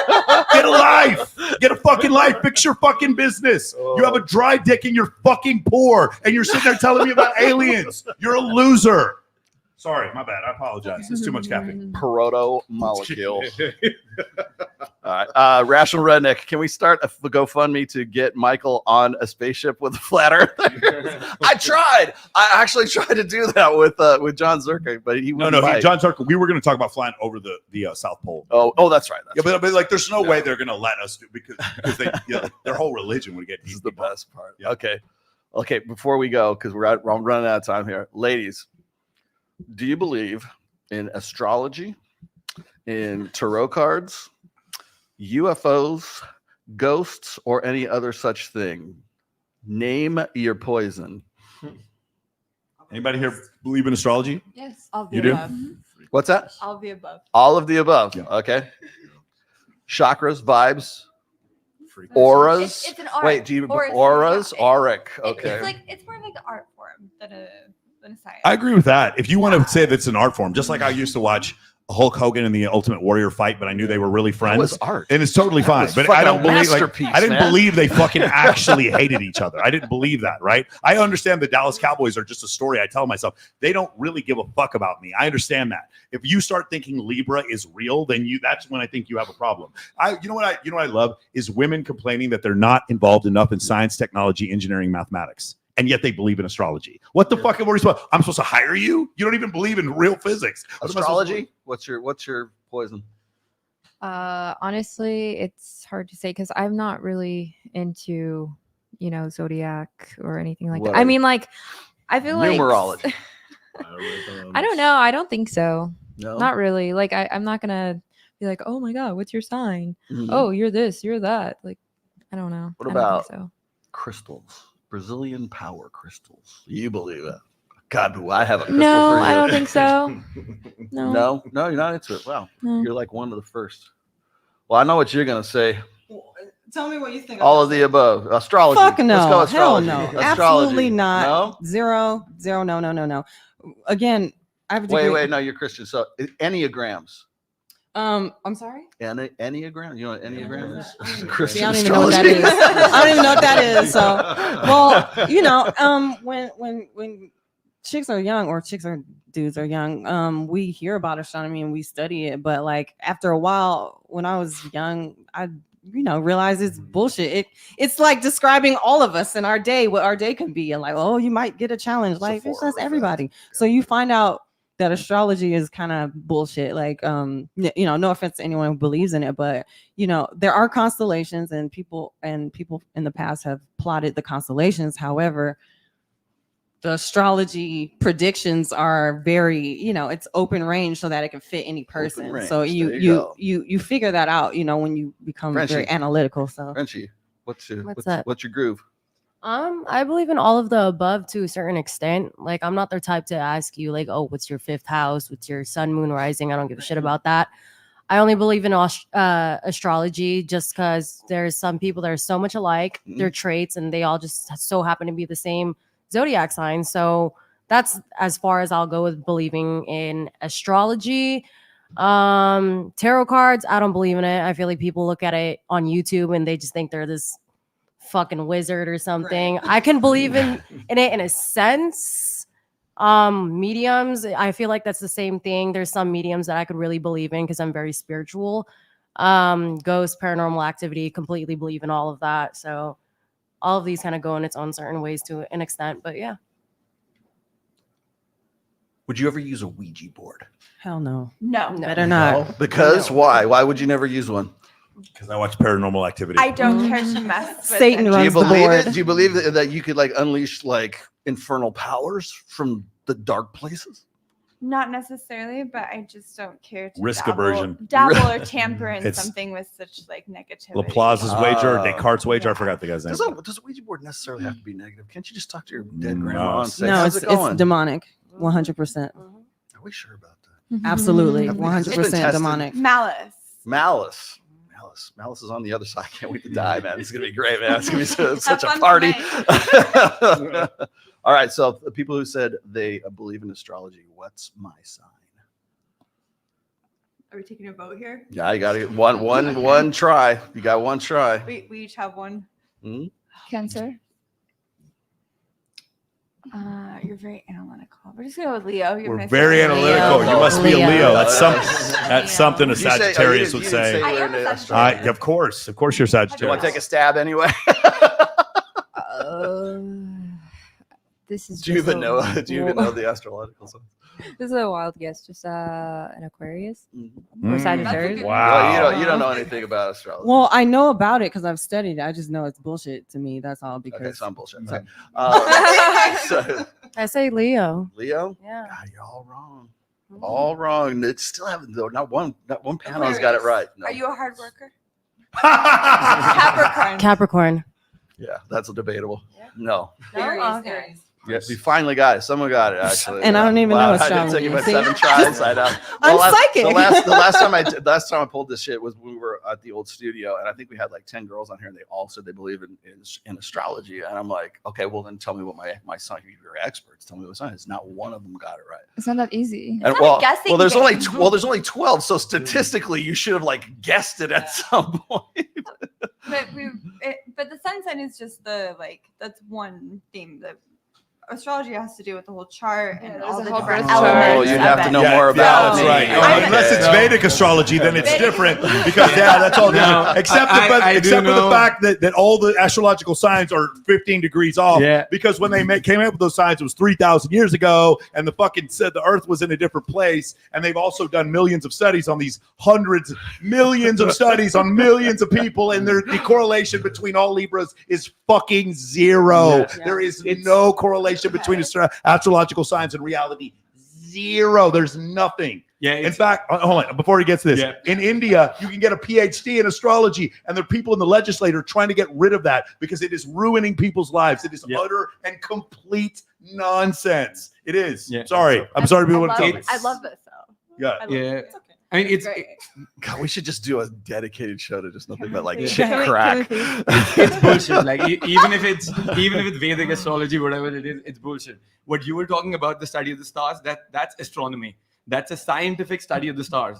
They never talk about that it has something to do with your emotions going crazy on a full moon night or anything, or that. That's science. No, so astronomy is completely different. It's a proven science, and astrology. The people that do astrology, they have tried for years and years to prove it a science. It's never been proven. It's a pseudoscience. It's like bro science. But this is more like chick science. Wait, did you say astronomy is real? Uh-oh. Flat Earthers coming after you. So now the black pillars are going to come after you. The people who think that I'm lying about my height are going to come after you. And I've got a friend who's doing his PhD in astronomy. Yes. In My first major Netherlands. I just want to point out, Mike has not been in the chat the whole fucking night until he started talking about this.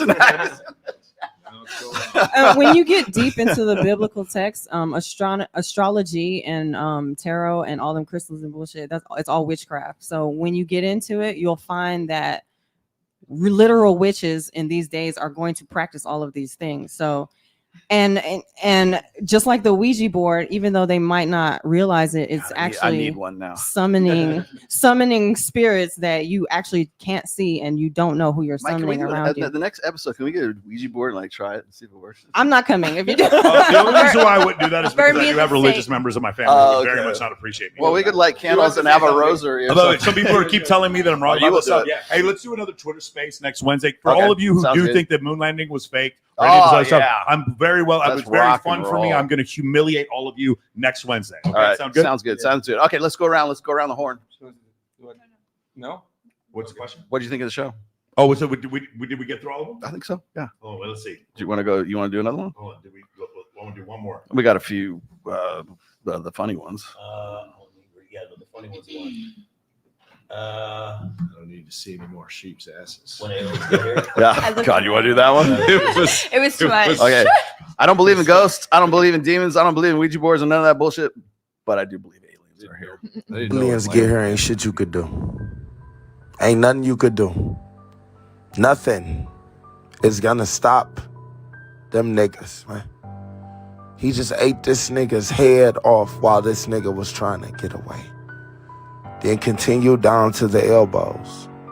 The elbows connected to the hip bone. The hip bone connected to the leg bone. The leg bone connected to the ass bone. This shit done got out of control. The nigga don't blink is what I'm trying to really... You not hearing what I'm saying. Eat you. You got 8. You worried about a motherfucking mosquito. You need to worry about this motherfucker here getting any bigger. I promise you. Let one of them scientist niggas spill something on this bitch. It's up. It's fuck Godzilla. That's great, guys. One more time. Super Ray 14. Super Ray. Every week I love your shit. It's so funny. Awesome. What do you think about the show, Hannah? It was great. Look, we'd love to have you back. It's your first time coming on. Thank you for coming on. Yeah, please. Thank you. Yeah, Thank you, It was guys. worth the wait. Thank you. Awesome. Gypsy Queen. Thank you. Nice to see you again. Yes. Awesome. I love your outfit. Yeah, it was great, dude. Had fun. A lot of amazing things we spoke about. Yes. Amazing. Awesome. Yeah, and I feel like we got to a consensus of, because you're always screaming about social circle and like no game, no this, no that. But I feel we're at a consensus with if somebody needs a plan on how he needs to fix the dating life, it's not either or. He could do multiple things, and then at a different point in time, he could switch to the things. Your prime directive as a man is to become more attractive. That's it. You'll notice the guys who don't hit up dating coaches, you know who they are? Super attractive guys. For some reason, don't need dating coaches. But what about my astrological sign? For some reason, doesn't seem to fucking matter when you're super attractive. Go ahead. Well, what did you think of the show, Alexandra? It was great. Yeah? Well, I'm really glad you came on here. First time having you on the show. Awesome. Very cool. What'd you I think? thought it was great. I loved everyone's personality. There was so much depth in everyone's answers. So I loved seeing everyone's outlook on different things. So it was dope. Amazing. I want to hear more about sex parties. That sounds super fucking fun. That and powerlifting. Yeah, we'll keep you in mind for another show. What do you think, James? It was a wonderful time. Thanks for the invite. I really appreciate it. It was really great meeting everybody here and hope to get to do it again sometime soon. Incredible. Cool. Incredible. Stacey, what do you think? I always love this show. I like fun conversations and debates with men. I think men are crazy and women are crazy, and I can tell by some of the comments their assumptions, and and women assume things. So it's always good to sit down and talk with the opposite sex. And I think you're all beautiful. I think I love men as a creature again, and I love women as creature again, and I respect all of you. So You all have internal self-worth, but you're not all beautiful. Some of you are fucking ugly. You're all creatures. Y'all creatures. Most of you guys come. All y'all ugly, creatures. you know what I'm saying? But you're all God's creatures. Yeah. You have internal self-worth. Yeah. You have self-esteem. That's what's important. It's just no one's gonna fucking right swipe on you on the dating app. You guys are that's not if you have initial you get over negative that, comments, MOAmentoring.com. Come check us out. Yes. What got plan coming up? Well, tomorrow I will be at the Durango Luau. How I got invited to this, I don't know, but I'm gonna go because it sounds like a lot of fun. So if you guys want to go, it's at 5 o'clock. It's at the Durango Hotel. It's at the pool. It's a big pool party, and they're having a luau there. So I'll be there at 5. Tomorrow, I'm doing Jeremy Lee Miner's podcast, The Sales Guru. I'm excited to do his podcast tomorrow. Then I'm having dinner with Casey Zander and some old friends in Scottsdale. And then again on Saturday, I am hosting the Arizona preliminary of Swimsuit USA. You should do Swimsuit USA. You definitely should. Yeah. Listen, as long as you guys don't have a ton of tattoos and don't fuck on camera, you could do Swimsuit USA. Yes, yep. You definitely could. We should have some more girls. Oh, I got come one on. more big announcement. The Spanish translation of The Rational Male is now on Amazon. See? And the other ones are going to be, the rest of the books in the line are coming up, but the first one is now available on Amazon. So if you speak Spanish, and by the way, the German edition and the Korean edition of the other one. I have a German edition. I have a Korean edition. That are sit in your car, Yes. listen to the German edition. Yes, Just they roll down want your it. windows at a gas station. It's like 9. Sounds like a rally from 38. Oh, and we're doing the next one on the 12th, right? Doing it September 12th. We have a lot of people who want to come on September 12th. Thank you guys for wanting to come on. Hey, if you guys want to reach out to us so that we can have you come on the show, you want to promote whatever your product is, have a good time. And the other thing, guys, here's the other thing. If you guys are trying to build a brand, if you ladies are out there trying to build a brand, I don't care what it's for. If you have a cleaning service and OnlyFans, what it is, come on the show, say something cool, and clip it and put it on your fucking Instagram. I don't know why I have to teach you guys that. That's the whole point. Like, you don't have to pay for all these cameras and rent this place. We're doing it for you. We got lights for you. You can come in here. You can come out, go on a fucking diatribe. Michael, I need to talk about this. We need to rescue these fucking animals, blah, blah. Fine. And then make a clip of it. Why do I have to explain this to you? Come on here. You can use us for that format. I don't know why other people. You own a modeling agency. You have whatever it is that you want to do. Come visit me at CH3. Come visit me at the Rhino. Whatever you want to do. I don't care. Just come out here. Do some self-promotion. And you don't have to have an OnlyFans account either. Yes, nobody with an OnlyFans account today. Suck that, haters. Suck that, haters. We'll see you guys in 2 weeks.